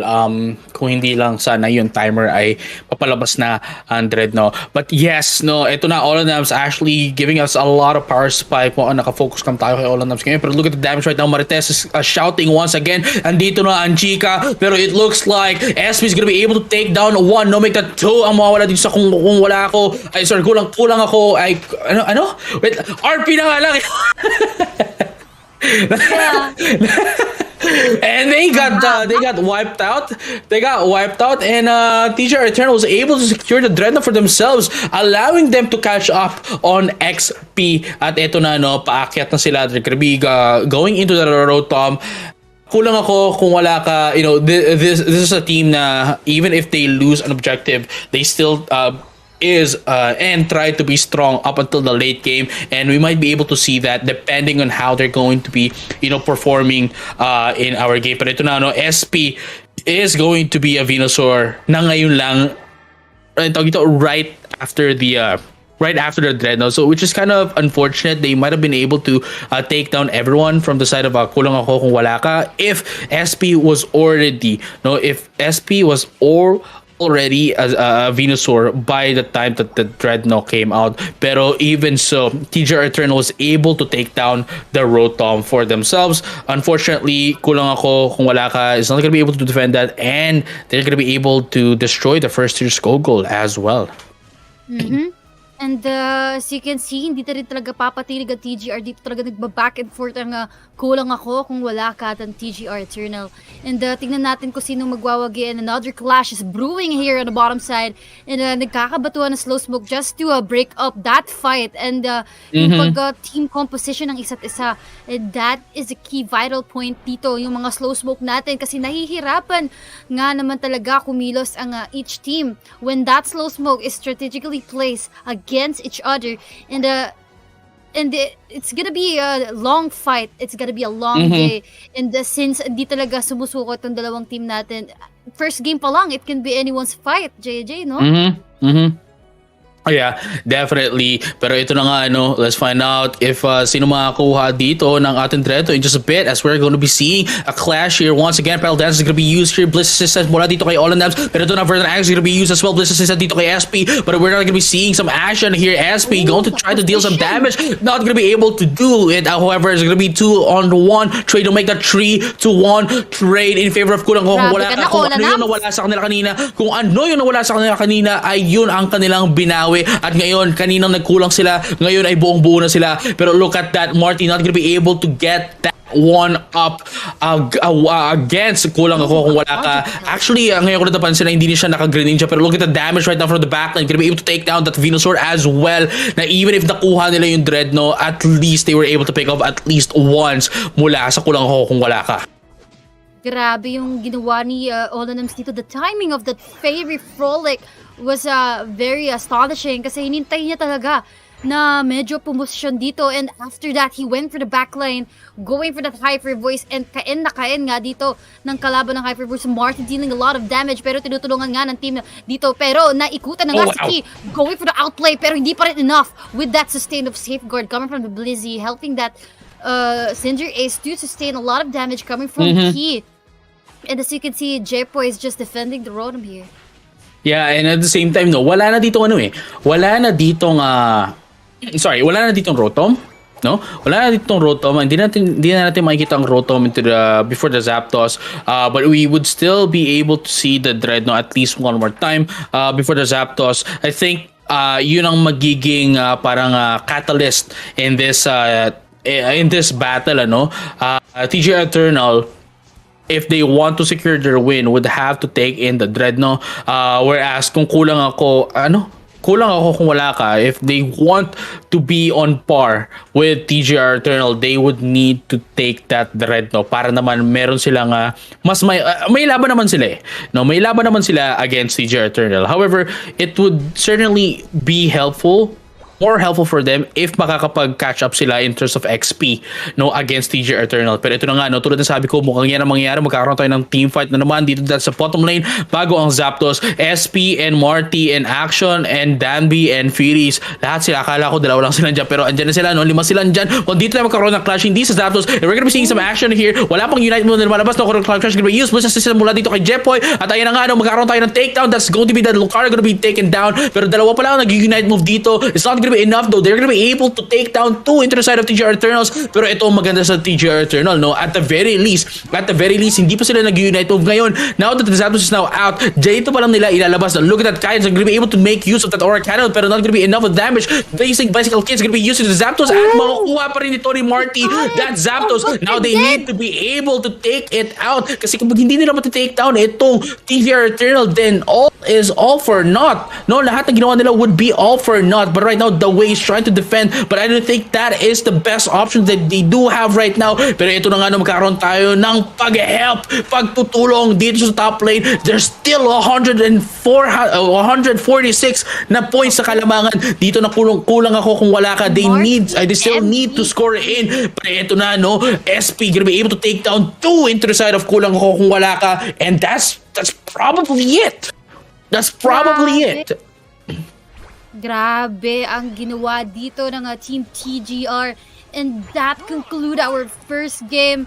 And as you can see, si Marty, pag talagang napakawalan sa hawla yan, talagang mga ngagat si Parebong Marty, and that happened. He got the Zapdos. That turned the game around, and that secured their win. Not unless if they try to last push here, since meron pa tayong halos 35 seconds.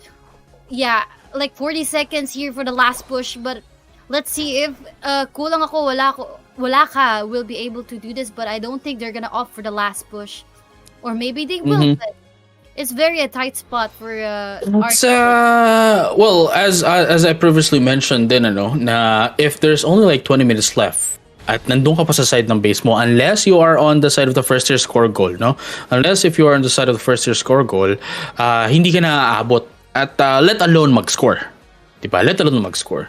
So that's going to be the first game, going into TGR Eternal. Once again, this is a best of 5. So first to 3 wins tayo dito, and the first win is going into the side of TGR Eternal. And gusto na natin makita yung susunod na pangyayari, kung makaka-adjust ba dito, yung kung kulang ako kung wala ka. Again, this is these are names that are really known in the community, and parang iba talaga na, alam mo yun, it's really showing. No, we cannot dismiss TGR Eternal talaga, kasi that is quite a huge gameplay. That was a beat down, no, papunta dito sa RP, and knowing the fact na again RP is one of the top performing teams, and TGR can beat them down like this. Alam mo yun, ang laki ng improvement talaga ng TGR Eternal, na it's not just okay, hindi kasi namin kalaban yung hindi namin kalaban yung mga top teams, so hindi kami tawag ito, it's not like we are actually performing well, but they are kasi they were able to take down Aeos for this Red Spirit, And now they were able to, beat down. Ika nga, paulit-ulit ako, beat down itong kukulang ako kung wala ka. And this might just go through the entire thing. Lalo na they have the first win and they will be bringing this momentum into the second game. Grabe, the pressure. Papatong na ng papatong yung pressure dito until makuha natin ng sino ang unang makaka-reach ng ating 3 wins dito sa ating best of 5. And now the pressure and the fight is on. It's getting spicier, JJ, as the day goes by, as the night falls. And makita natin kung magwawagi ba hanggang dulo ang ating TGR or magkulang ako kung wala ka. Or it will go down to 2-2 and malalaman natin in the game 5. Alright, so it looks like we're going to have a side switch as well. Kulang ako kung wala ka would be on the violet side and TGR Eternal would now be on our orange side. Ika nga, tulad ng sabi namin, wala namang pinagkaiba to. Ang pinagkaiba lang would be where the jungle would go. Whether on the top or the bottom buff and obviously kung saan sila matatapos mag-jungle. No? So, yeah, it's going to be on game number 2 na and we're just going to be waiting for the teams to fill up the lobby and immediately right there, ayun na, tuloy-tuloy na tayo. Pero going back again, tulad ng sabi namin, if you are a student and if you are a gamer, if you're a senior high school and if you are a college student as well, you can avail for scholarships, no? Dito sa AcadArena for playing games and for streaming and so much more, no? And yeah, you can register for an AcadArena account, no? To apply to scholarship by going to bit.ly/AAXJJKun na nakano na yan, no? Nakapin sa ating comment section. So mag-register na kayo dyan and you will get the the chance, no, na magkaroon ng scholarship with the AcadArena for playing games. Kaya alam mo yun, parang naglalaro ka na Kinishi na pag na nabibigyan mo pa sarili mong scholar. Yon, dapat yun ang tularan ng mga kabataan natin na gamer and also academically active dito sa ating community. And make sure to check AcadArena's official links kung interested kayo for the scholarship. Ayan. So, yun. Once again, guys, don't forget to like and share our live stream. This is the Grand Finals TGR Eternal versus Kulang Ako Kung Wala Ka. Currently at 1-0 in favor of TGR. At ito na, no? Kulang Ako Kung Wala Ka. They need to adjust against TGR Eternal. Siguro kailangan nila ilabas yung kanilang lakas, ano? Na, ika nga tulad sa mo, baka anime na naman yung mangyari na yung mga bida, mga nabubugbog yan sa una. No, nabubugbog yan sa una. Pero pagdating ng dulo, doon sila lumalabas, no, nagse-senjubi na yan. Kumbaga si Goku, 'di ba? Pag nabugbog, mas lumalakas. Pero ito na, no, tingnan natin if they're going to be able to adjust to them as we are now going to start our game number 2 of the best of 5. Yeah. And here we go in just a bit. Yeah. Ito na.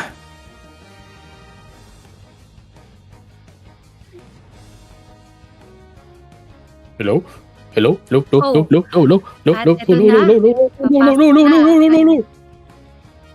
are we on We are in. We are in. Nagano na naman si Parang nag-detective ako dito. Pasensya na po. Nag-loading na. I think we are finally, pasensya na, but I am back. I'm sorry about that. Nag-loading na naman si Kin. Nagbe-brain lag na ako. Masyado na kasi mainit, natutusta na yung utak ko eh. Kasi di ko na alam kung kaninong game na talaga to. The favors are like going back and forth into the match. May nananalo, may natatalo. Then pag Zapdos, boom, di mo na alam. Katulad kanina, it was a flip coin. And baka flip coin na naman. Or maybe this time it's gonna be this time it's gonna get spicier. Pwedeng early game to the end game. Or pwedeng late game then clutch. We never know. These two teams are prominent, consistent, and they're not gonna stop until they get what they want. And kitang-kita naman sa TGR and sa RP, they really want this. So Mhm. yes, Yeah, it's really nice. definitely. Pero ito na, no? We are now heading into the actual game. Uh, we're now heading into the actual game in just a bit. Tulad na nabanggit ko kanina, we are, tawag dito, we have 30 seconds of pause time bago tayo alam mo yun, mag-start talaga in our game. At ito na, no? We are now ready. We are now going into our game. Una ko kung wala ka versus TGR Eternal Max. Let's have a champion time. It looks like, no, dito sa RP, sa kulong ako kung wala ka, they're not gonna be changing anything up. Pero into the side of TGR Eternal, si Marty is hindi na naka send the race. Bagkus bumalik na siya sa bumalik na siya sa paggamit ng Green Ninja. So it's really interesting, no? It's really interesting knowing the fact na alam mo yun, why would you change something that has been working anyway? So I'd like to know. Yes, and kitang-kita naman natin na Marty is really good with that Green Ninja. Tignan natin kung kakayanin ba talaga na wasakin dito ang Sylveon ni Ololums, which is very prominent ever since from the start until to the finish. But ito na nga, pagalingan na lang talaga mag-jungle, and tignan natin kung papayag pa ba si Marty na ma-invade na ng ma-invade dito ni Ololums, or everything will get shaken up, you know? Parang natatauhan na rin ng TGR dito, hindi talaga sila papatalo sa ating kulang ako kung wala ka. And as you can see, another 2v2 skirmish dito, mukhang nasapak nga ni Key and Ololums. Tamang tira lang ng auto attack and scoring that 45 points against nga dito sa Team TGR. Natayo lang si Marty doon. Nakatayo lang si nakatayo lang si Marty doon, which is actually kind of weird as well. So yeah, it's medyo may kalamangan na ang kulong ako kung wala ka right now in the early game. Going into the late game kasi this is where they scale, no? This is where reach Pokemon scales. Hindi mo sila pwedeng hayaan na mag-scale in the early game kasi once you do and they deny you, magtutuloy-tuloy yan up until the late game. Unless you could find yourself in some sort of miracle para makabawi against them. Pero right now, no, wala pang Zapdos, but meron ng access sa fairly frolic si Olanams. And tama ka nga dyan. Medyo katulad ng kanina. Sobrang bilis ni Ololums, but this time, you know, tamang-tama lang yung pag-keep up niya. Hindi na ganun kabilis like katulad ng una, but at least he still has access to that Fairy Frolic. That will be viable dito nga sa ating Dreadno. And mukhang 5v5 situation dito, pumasok na nga si Key, going for that close combat, actually dealing a lot of damage against that Eldegoss, going for a double kill. Mukhang nadamay pa nga ng suntok dito ang Lucario ng team ng TGR. And that concludes that Dreadno. Alam na nila napitas sila ng Lucario dito ni Key, and they will give that Dreadno and they will opt for Rotom instead. Now, what Reach Pokemon is doing here is tawag dito bagkus na yes, the points is the main objective in the game, no? That is the main objective of the game. Parang basketball, mas marami dapat ang points nyo pag natapos yung timer.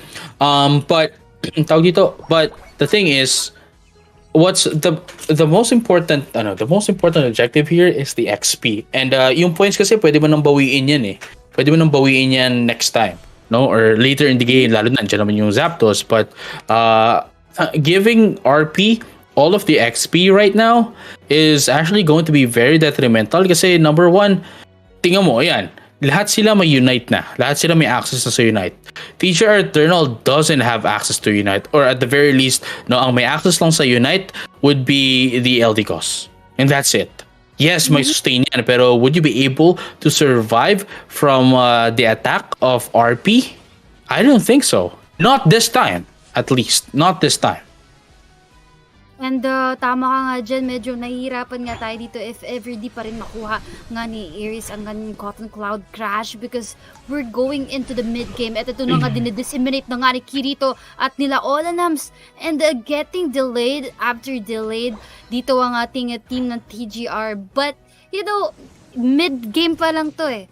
Everything or anything can happen mamaya dito sa ating Zap fight. But kitang-kita naman natin yung pressure na binibigay ng RP dito against sa TGR. And that clearly shows that they need to keep up. They need this Dreadnought. They need to win in this clash. And kita-kita naman natin na they can do it. Kaya nilang talunin yung advantage na meron dito ang kulang ako kung wala ka. And if they win in this fight, that can conclude their like late game. Pero ito na nga, Water Burst Shuriken ng ating Greninja. Bliss Assist will be used to sustain the damage at mukhang na pipilay na nga ang team ng TGR dito. The sustain is not enough for that Blizzy and that Venusaur. And ito na nga, yung kinakailangan nila na Dreadnought. Hindi nila nakuha and now they're gonna up again for that Rotom. And medyo na-delay na nga dito in terms of XP levels ang team ng TGR. That is the second. No, that is the second Dreadnought na makuha ng RP, and perhaps baka makuha na rin nila yung Rotom na to. And that's what I just said. No, nakuha nila ang Rotom, nakuha nila ang second Dreadnought, and makikita pa natin yung Rotom in before the Zapdos. So I don't think na RP, I don't think that Kulang Ako Kung Wala Ka would be taking in the Dreadnought. Knowing the fact that they're already leading in terms of XP anyway at this point of the game, I think what they're gonna be doing is try to get in the Rotom kasi mas importante yon before the Zapdos, just because the fact that it provides their team, kung sino makakuha nun, the team that would be able to get it is going to be provided map pressure in the top lane. So let's find out if that is going to be the case. And as you can see, medyo nagbe-build up na nga talaga yung pressure dito. Nang kulang ako kung wala ka against the TGR. And sa point lead na meron ang team na to, they can just opt for buy time, kunin yung mga jungle. And tingnan mo ang ginagawa, JJ, ngayon. Nang kulang ako kung wala ka, they're already clearing the wild Pokemon para walang ma-farm dito ang teacher. If ever nga manalo sila sa Zap Fight, ang gusto nila is to gain that XP advantage para mag-buy time na lang dito if ever they're not gonna flip coin or mapaluhod ang TGR bago pa man nila sugurin ang Zapdos. And as you can see, nga naman dito, they're already positioned at the bottom. They want the Dread. They want all the XPs, the farm. And ang pwede na lang gawin nila dito is not to go for that Zapdos, but to buy time. And clash ang gusto ng kulang ako kung wala ka. Ayan. And ayun nga, it looks like there is enough time pala na makapag-thread sila, at there's enough time na makapag-Zapdos din sila. And kulang ako kung wala ka would be taking all of it. Apparently, it seems so. Ayun nga, pangatlong Dreadnought would go into the side of kulang ako kung wala ka. And now they are trying to run top para makuha rin nila yung Rotom. There's like 15 seconds. That's more than enough time for them to take it out, and they now have the map pressure against TGR Eternal. TGR Eternal before the Zapdos. And yun, sakto-sakto, in just like a second before the Zapdos came out, nakuha nila yung Zapdos. Now they are going to be forced to play into the Zapdos. That's an option select. Lose-lose situation ngayon sa TGR Eternal. And now we're gonna be seeing some clashes here. The action into the boss pit. Dalawang Orcan na lumabas na dito. There goes the Verdant Anger as well. Bless is just gonna be used. Pero ito na nga, tingnan natin kung, oh my goodness, never mind. Wala na tayong titignan. Wala na tayong titignan dahil ang gusto nila, that's already a team wipe. Wala na tayong titignan. Gusto nila eh. They want the clash, not the Zapdos. And with that, they successfully got it. Nasira agad nila yung team comp dito ng team TGR, and that they did. And with that, ang reward nila is Zapdos and points. And for our second game. Right now, right now we are on 1-1 in our game. 1-1 tayo. 1-1 ang ating score. Nobody's favor. At the very least, nakita natin na despite kulang ako kung wala ka, not changing up their composition, they were able to change their playstyle. At the very least, nakita natin na they were more aggressive in this game compared to game number 1. And from there, alam mo yun, walang naisagot yung TGR Eternal. And once again, with the change of Marty from Cinderace to Greninja, I think that's also a factor na they weren't able to dish out as much damage as they wanted going against Kulang Ako Kung Wala Ka. I think I really think that they should go back. No, I think they really. I really think that they should go back to using the Cinderace instead of the Greninja kasi it provides them so much prowess against RP. And grabe, like we told you earlier, guys, this is a very close match, a spicy battle against these two teams kasi hindi talaga papatinag and grabe, 1-1 na ang standing natin. Wala pang nakaka 2-0 or syempre that's not gonna happen anymore dahil 1-1 na nga. Pero ito nga, may kita natin kung sinong una makaka 2-1, then maybe 3-1 or another 2-2. We'll never know. It's just either 2-1 or, 2-2 or 3-1. Yun lang yun eh. Yeah. Pero it's going to be a long night pala, no? It's going to be a long night if umabot tayo ng 2-2. Umabot tayo ng 2-2 going into game number 5 again. It is first 2-2, first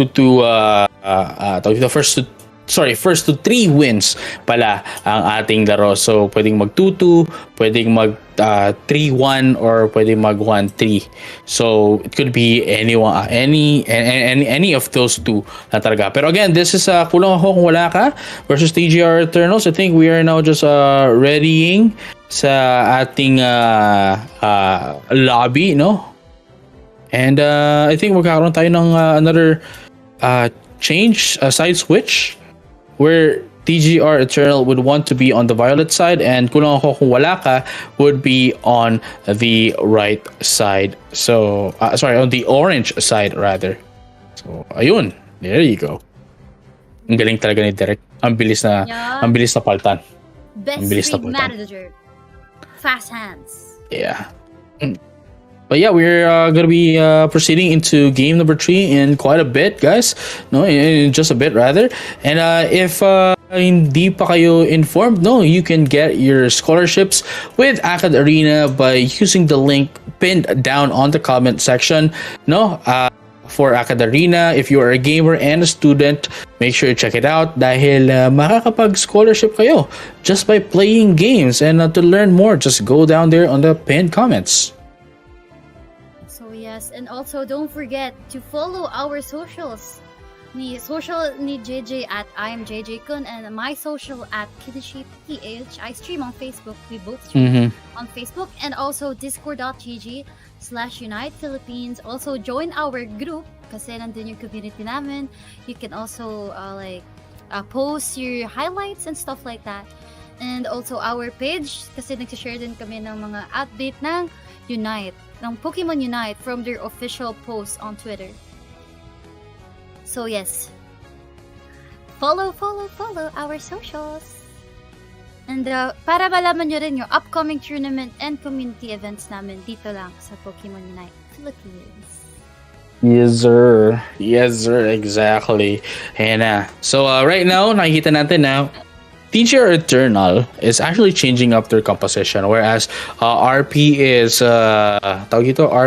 staying with the same composition. Really interesting. Snorlax, Wigglytuff, Cramorant, Venusaur, and Lucario. It's a really standard, it's a really standard, really balanced composition. Pero going against RP, I think that is how do I say this? Medyo hindi yata okay na ipanlaban ang isang balanced composition against RP's composition just because of the fact na once mabutasan sila ng isa, automatically yung balance comp nila would be imbalanced and may mawawala sa kanila na yung Eternal ngayon, no? Yung magkukulang kasi may mawawala sa kanila if ma-pick off sila ng RP. And ayun na nga, sabi ko nga, this is the race for 2 wins. And talagang every match na magkakaroon ng tapatan tong dalawang team na to is di talaga pananaig. It's really going back and forth. Pero grabe yung game 2. From start to finish, RP standing their ground. Now we will see kung ano strategy ang papakita sa atin ng TGR Eternal. And this time they have Snorlax as one of their composition and Cramorant. So this is like what do you call this? Early game advantage nga naman dito sa team TGR against sa kulang ako kung wala ka. Right. At tingnan natin how this is going to be how this is going to fare against them. Lalo na sobrang bago ng comp nila. Wala na yung Greninja, wala na yung Cinderace. They're gonna be opting in for a more balanced composition. But right now, look at that. Mukhang may pick off agad dito si Cramorant into that of the top lane, and mahihirapan sila agad. Sorry, actually never mind, not the top lane pala, no, sa bottom lane. Sorry. Hindi sila makaka that's the sorry, that's a Cramorant. That's that provides CC and backlane damage for TGR Eternal's composition, and if madedelay to, mahihirapan sila to get objectives. And here's the thing, JJ. That's Sylveon, Venusaur, Eldegoss, and Blissey. Cramorant's gonna have a hard time dito na masisinga ang RP dito. But if they have that sustain na matutulungan yung Cramorant natin maka-pick up nga dito ng kalaban, maybe that Cramorant can be very viable as the TGR's heart or winning Pokemon nga against dito sa kulang ako wala ka. And as we can see naman, TGR going for that early win. Like I said, Cramorant and Snorlax is a very early game choice, and that can secure them Dreadnought's objectives and other wild Pokemons pag masusustain nga dito at matutulungan ng Snorlax na hindi mapitas agad ang Cramorant, because when Cramorant can deal a lot of damage, but he can also get picked up very easily since malambot siya and he doesn't have much of a mobility to save himself. And nakita natin dito nga nagkakaroon nga ng bakbakan dito sa mid lane. Nagkakaroon ng mga respo ang mga team dito, pero nga nananaig ang pagkapanalo ng TGR dito. Hinabol nga ni Action ang ating RP dito, successfully killing one of them. But is it really that worth it? For the wild Pokemons, maybe it is, maybe it's not. But it's still early in the game, and we can't really determine, not unless the Dreadnought fight will come up later here at 28 seconds. Right. At ito na, in just 5 seconds, lalabas na ang ating mga pupuyog. Tingnan natin kung sino makakuha nito. Olenems still is on level 7 na agad. Going to be able to take down most of the beasts as well. Ito na, magsusutukan sila dito. Ayan na, gumugumo ang sabi ni Axel dito. At ito na, mukhang magkaroon tayo ng disengage. And it looks like ang may pinakamarami nakakuha ng beast would be that of kung kulang ako kung wala ka. And right now, Olenems is still at level 7. Unfortunately, still not at level 8. Still not have the access into the Fairly Frolic. At ito na, Ivysaur has the access to, into the side of it. Actually, both of the Ivysaurs has access to Petal Dance and Giga Drain. So pwede sila pasok dito. But unfortunately for TGR Eternal, they now have the access into Verdant Agro. Ito na nga, nalabas na Verdant Agro. Pinalabasan na sila ng mga buto. And look at that. It looks like they're going to be able to take down that Snorlax and the Lucario as well. Dalawa na yan. And si Marty is on the back lane still. Not even coming in on a team fight. Tries to steal it out, pero unfortunately medyo late na siya, and he's going to be able to get picked off by kulang ako kung wala ka. Ito na, mukhang humahabol na dito ang Teacher Eternal. Tingnan natin kung makakapag-pick off sila sa natirang salanta na dinala ng RP. Unfortunately, it's not going to happen, and they're going to be able to disengage successfully and safely, and now they're going into that of the top lane. Even though medyo nahihirapan dito ang TGR, lalo na doon sa skirmish kanina with that Dreadnought, pero hindi talaga susuko dito at hindi rin magpapakita ng kahinaan si paring Marty. And as you can see, he's already at level 10 and defending here ang ating tier 3 goal against nga sa kulang ako kung wala ka. Lalo na't kulang sila sa Rotom, but are they gonna be able to get that Rotom kahit kulang ang RP dito? And tignan natin if they're gonna what do you call this? They're gonna win that Rotom, lalo na't may free hit nga dito ni SP, and SP is dealing a lot of damage. Dambi tried to sleep here successfully, sustaining that what do you call this, Lucario's damage, and actually ulti na rin ang ating Cramorant. But yun nga ang sinasabi ko, sobrang lambot ni Cramorant dito kahit gamitin niya yung Gatling Gulp Missile. Yeah, that skill. Pero nakita natin, hindi na sustain dito and he got picked up very easily. But he helped get that Rotom. Actually, that was a successful play coming from him even though he got picked up. Nakuha nila yung advantage para makuha yung Rotom dito. And that, they got the tier 3 goal against Kulang Ako Kung Wala Ka. Right. And I'm not sure, dude. I'm not sure kasi kung papansin natin, Teacher Eternal has the composition na more on damage and more team fight oriented team.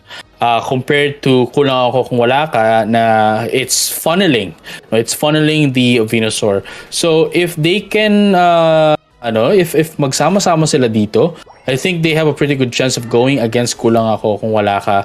Unfortunately, si Firis lang yung natira dito with the Snorlax. Gonna be able to defend this. Actually, never mind. Hindi niya ito madedefend. But now has the block. Obviously, nakikita natin na this block can push out Pokemon na even if nag-score sila. Pero it's still not enough. Ika nga, 5 sila doon. No, 5 sila sa bottom lane, mag-isa lang sa Snorlax. Definitely hindi niyo ito madedefend. But at the very least, it's going to be able to buy them time bago pa sila makaakyat. Unfortunately, yung Rotom, the last time it was taken was a little bit too late and now hindi aabot yung Rotom. Yung pag-buy time ni Snorlax at the bottom lane para dun sa pag-rotate into the top lane ng Eternal Max is all for naught just because of the fact na wala pa yung Rotom when Firis bought time for their teammates. Oh wow, ito nagmamatapang nangangating Blissey actually baited that Snorlax out. Magkakaroon na nga ng bakbakan dito, slow smoke will be thrown and nag-unite na rin ang ating Cramorant dealing a lot of damage actually. Medyo napilayan na nga si Kidito pero Yopage still sustaining with the Petal Dance and Giga Drain. Still alive, still helping the team pero the close combat at the Vine Whip na rin ni Marty dito. Umalis ka sa aking lungga and now getting Rotom here and trying to push what little they can. Dito ang ating Kulang Ako Kung Wala Ka and now they're just gonna defend that Rotom that was taken from them. And Marty is showing a lot of promises dito and gaining that level advantage. He's already at level 13 habang ang kabilang Venusaur is just 12 and doesn't have access to that Petal Dance Plus. And that will put a lot of pressure dito against sa Kulang Ako Kung Wala Ka. And now 30 seconds until the Zap fight. They have to take out this Cramorant. Surprisingly, still a lot of damage here habang sinusustain siya ng ating Snorlax and Wiggly. And nakaka-prehit yung kanyang Unite. And at the same time, nagkakaroon ng space for Venusaur to move around against dito sa Kulang Ako Kung Wala Ka. And they got the last Dreadnought as well before the Zapdos.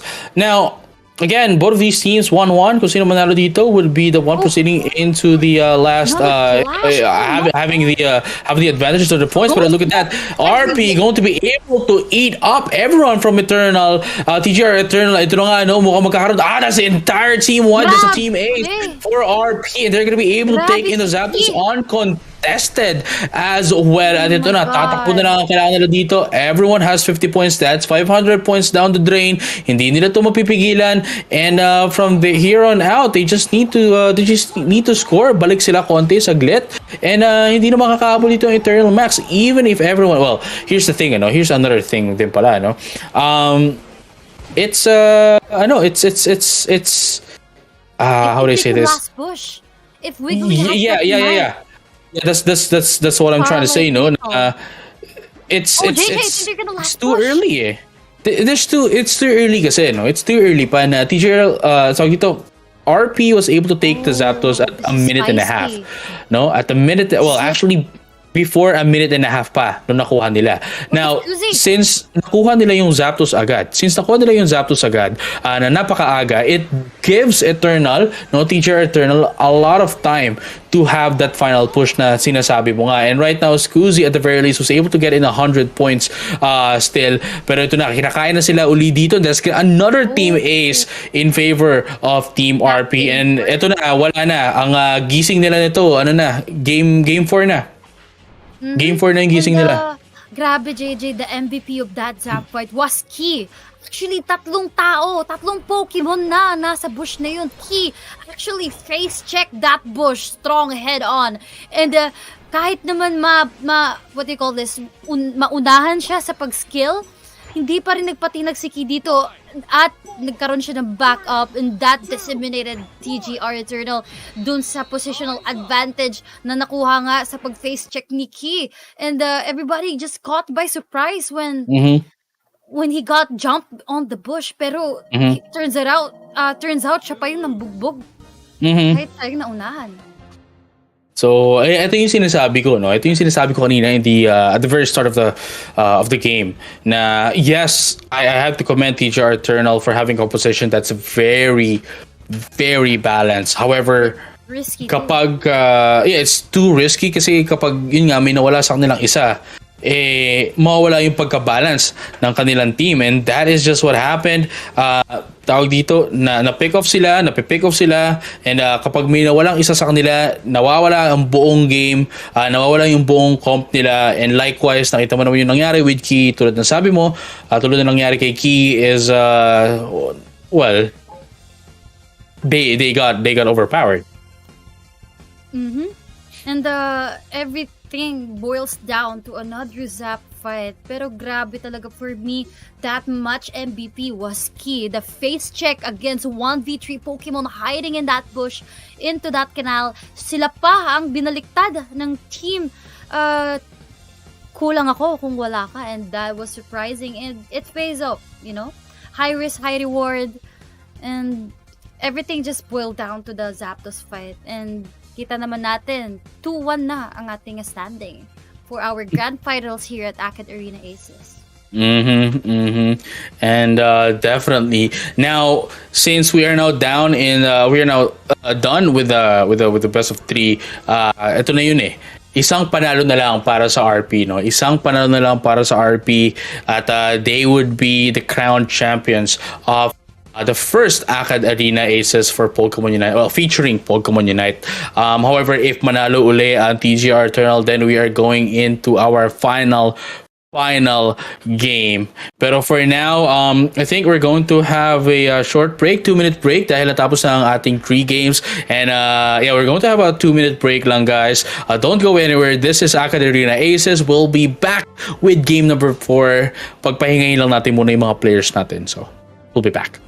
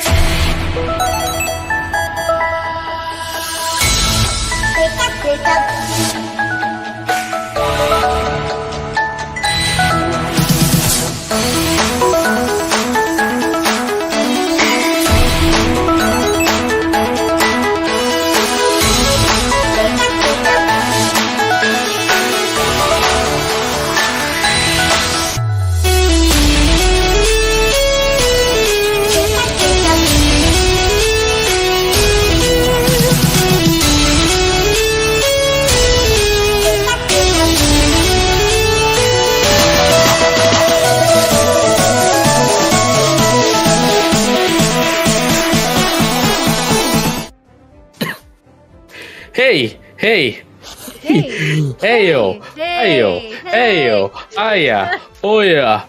This Hola, is it. people! Are you still here? Are you still watching the grand finals? Because we are, and it's getting spicier. Mm-hmm.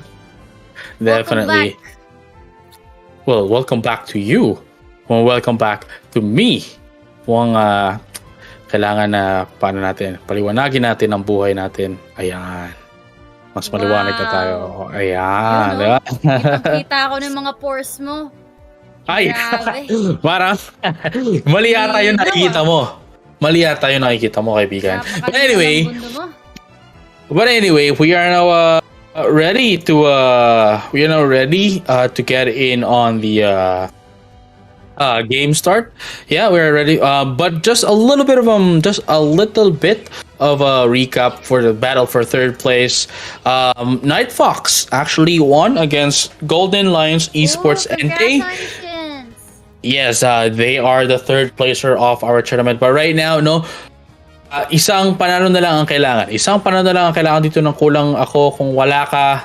And they will be the grand champions of our tournament, no? AcadArena ACES featuring Pokémon UNITE. At ito na. Kulang ako kung wala ka. It's not gonna be changing their composition. However, TGR Eternal, Opting for Cramorant again. I think they're opting in for the same composition as they did from the last Except for time. that matchup. Oh, Marty bringing out the big boy, Cinder Ace. Grabe si Marty with the Cinder Ace earlier. That actually won them the game, huh? Mm-hmm. And we're gonna see how RP is gonna play around Marty. Marty is gonna be the key soul here again for our game 4 of this match. And the moment na they can take out Marty, I think they can easily take out everyone from the side of TGR Eternal. Yun nga lang, again, just tulad ng sabi mo, that is the biggest threat right now for kulang ako kung wala ka, no, si Marty with that of the Cinderace na kanina pa natin hinihingi na ilabas ni Marty, no, na napapalitan nga ng Greninja for I'm not entirely sure what the mindset is, pero we did see naman na Marty was performing better when using Cinderace. Perhaps obviously makikita natin na pwedeng most probably masanay siya kay Greninja, but at the same time, if that were the case, medyo it kind of doesn't make any sense na they're performing better kay kay Cinderace. And tingnan natin talaga if Marty will be like the reign crown here sa ating TGR team.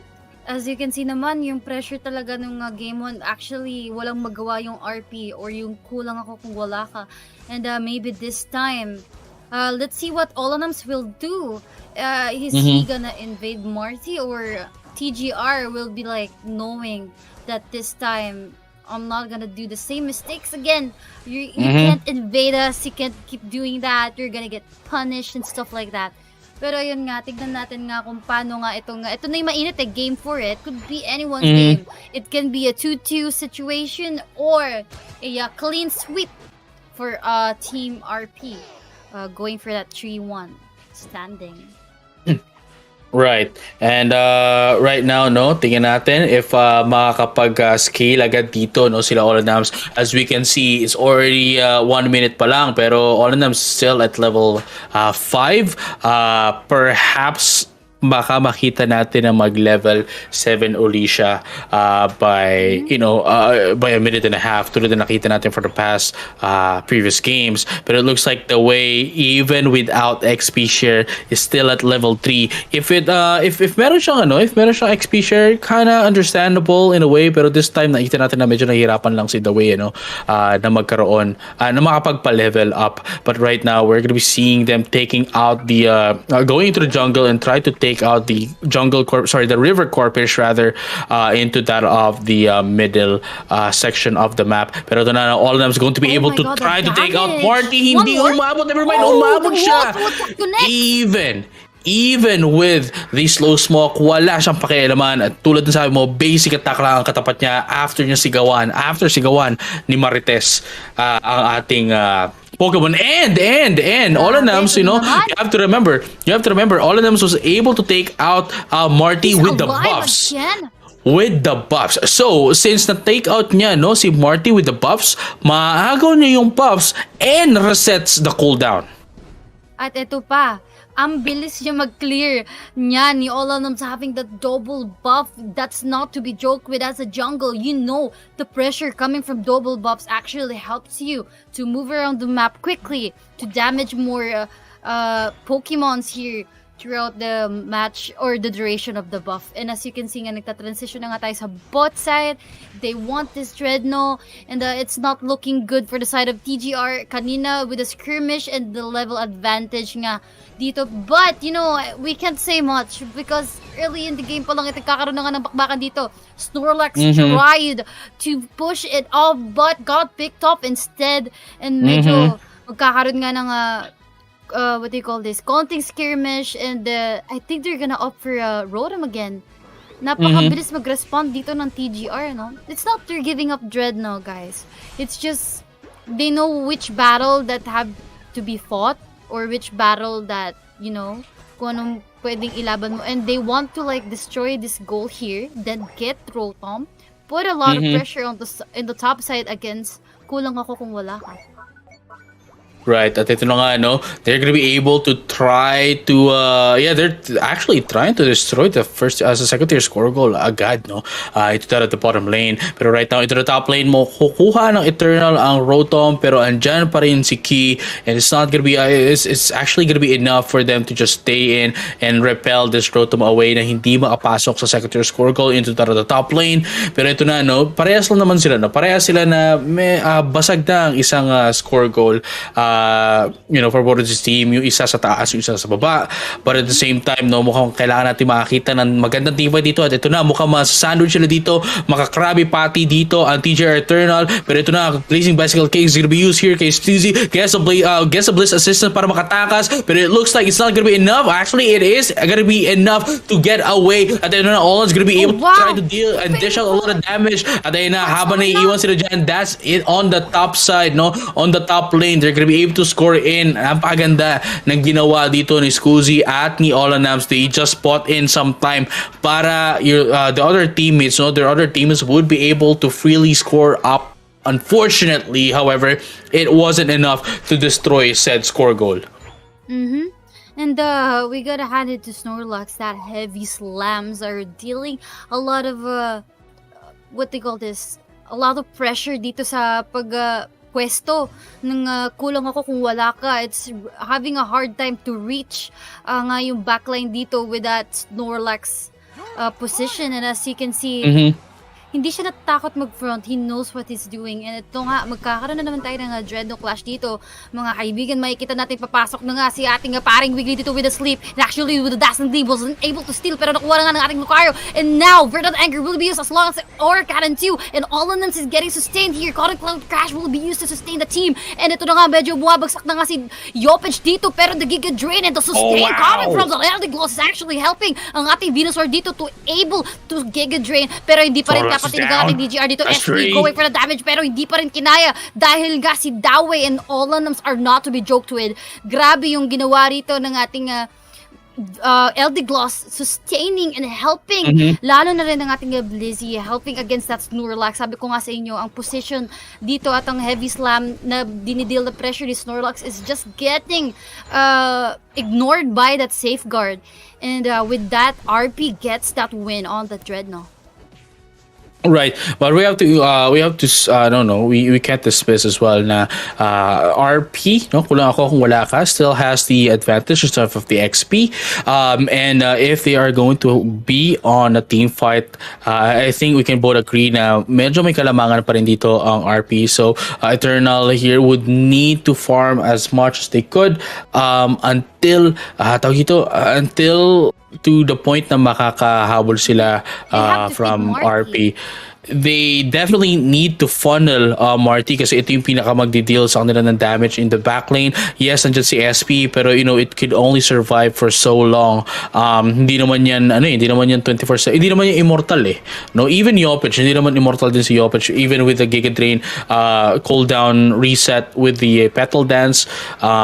It could only sustain itself for so long, no, especially if wala naman mga kalaban. But right now, they need to follow this out. They need to be able to take down the Dreadnought as well if they want to catch up against RP. Pero ito na naman, magkaroon tayo ng team fight and all of them is going to be picked off. Unfortunately para sa Eternal, they're not going to be able to take Olanams out. Actually, that's a very good disengage mula kay Olanams as well. They can't afford to lose Olanams. At ito yung sinasabi ko kanina, no, Eternal would need to have this Dreadnought if they want to catch up.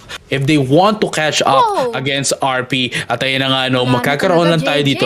Magkakaroon lang tayo dito ng reset before the Zapdos. But we have to take a look at Olanams actually going to be able to destroy the first tier skull goal into the top lane as well. Ayan na. That is the tawag ito. That is the thing, no, na iniwan nila si Olanams, nakakuha siya ng naagaw niya yung farm actually ng Eternal, and from there even if nakuha nila yung Dreadnought, no, at the very least, no, Olanams did not RP did not put that into waste dahil inagaw niya ang mga buffs, and right now they're going to try to rush down the Zapdos. Tingnan natin kung makukuha nila to. There goes a Verdant Anger at makukuha to ni Key rather, and they just need to ignore everyone. That's gonna be 2 down dito sa side ng Eternal Max, and if ma-shoot nila to, then they are going to be the first winners, the first grand champions of the first Pokémon UNITE AcadArena ACES. But we have to remember there's still more than a minute left, no, in this team fight. So yun lang kailangan nila gawin, konting konting final push na lang ang kailangan nila gawin dito, no, para makahabol sila dito. Pero with that 500 of a lead, kailangan dito lahat sila may dapat lahat sila dito may 500 may 50 points para makapag 100, pero unfortunately that is not going to be enough. Dahil nga tatlo sa nila nawala after the fact na nakapag-score dito ang RP, and that is it. That is our first grand champion of the first AcadArena ACES Pokémon UNITE. Reach Pokémon, no? Reach Pokémon kung ako lang ako, kung wala ka. That can really deter and determine what happens here dito sa Zapfight. And nakita mo, napita si Action. Minadali na ng RP ang pagkuha ng Zapdos, and watak-watak pa yung TGR doon. Meron coming from the bot side of the Zapfight. Meron galing sa taas. And pag watak-watak kayo ng ganun and kulang, you can't really fight, not unless if you can steal the Zapdos. Pero hindi nakalapit si Marty dito sa ating Zap, and that's it. You know? Yeah, and once again, no, congratulations to Kulang Ako Kung Wala Ka, also known as Reach Pokemon, for winning our first AcadArena ACES. And ang prize pool natin dito is 10,000, no, 10,000 pieces, no, ang ating mapapalanunan for tawag ito, for AcadArena, for for Kulang Ako Kung Wala Ka. But yeah, that is pretty much it, no, for our AcadArena ACES. Is there anything else that we would like to mention? Ayan, so we have the breakdown pala, no? The prize pool is 10k, but the first place would be getting 5,000, the second place would be getting 3,000, and the third place will be getting 2,000 pesos. And ito, no, just a little bit of a recap of sino yung third place, second place, and the first place. It would be Night Fox, no, for the third place.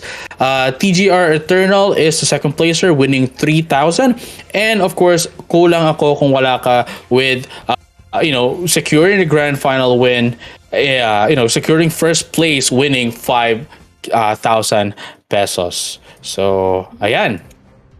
Grabe, hindi na umabot ng tuto. Talagang tinapos na nga ng Kulang Ako Kung Wala Ka ang ating tournament for our first tournament dito sa AcadArena ACES. and it's a very promising fight up until the first matches, up until to the end. And once again, please check our links, and if you want a scholarship while you were gaming, make sure to check AcadArena ACES. Links on the chat, and check yung Facebook page and their official website. And also visit discord.gg/Unite Philippines, our Facebook page Pokemon Unite Philippines, and our group Pokemon Unite Philippines then, and also yes, our socials. JJ. Yeah. Yeah, I'm JJ Kun. Ayan, nakalagay nga yung social namin dyan. And then for kay Kinishi naman, andyan, Kinishi PH. But yeah, that is AcadArena ACES. Once again, congratulations to kulang ako kung wala ka. We have been your casters for the first Pokemon Unite AcadArena ACES. Perhaps no, sana makita pa natin ang Pokemon Unite to future events no na AcadArena, not only with AcadArena ACES but to the the alliances and national championships. Perhaps kailangan palakihin natin tong Pokemon Unite community natin to collegiate esports natin with Pokemon Unite. And when we get there, perhaps we might be able to see a national championships for collegiate esports for Pokemon Unite. But yes, that has been it. No, we have been your casters. My name is JJ, and with me is Kirishi, and we'll see you on the next event. Peace out. Tune in.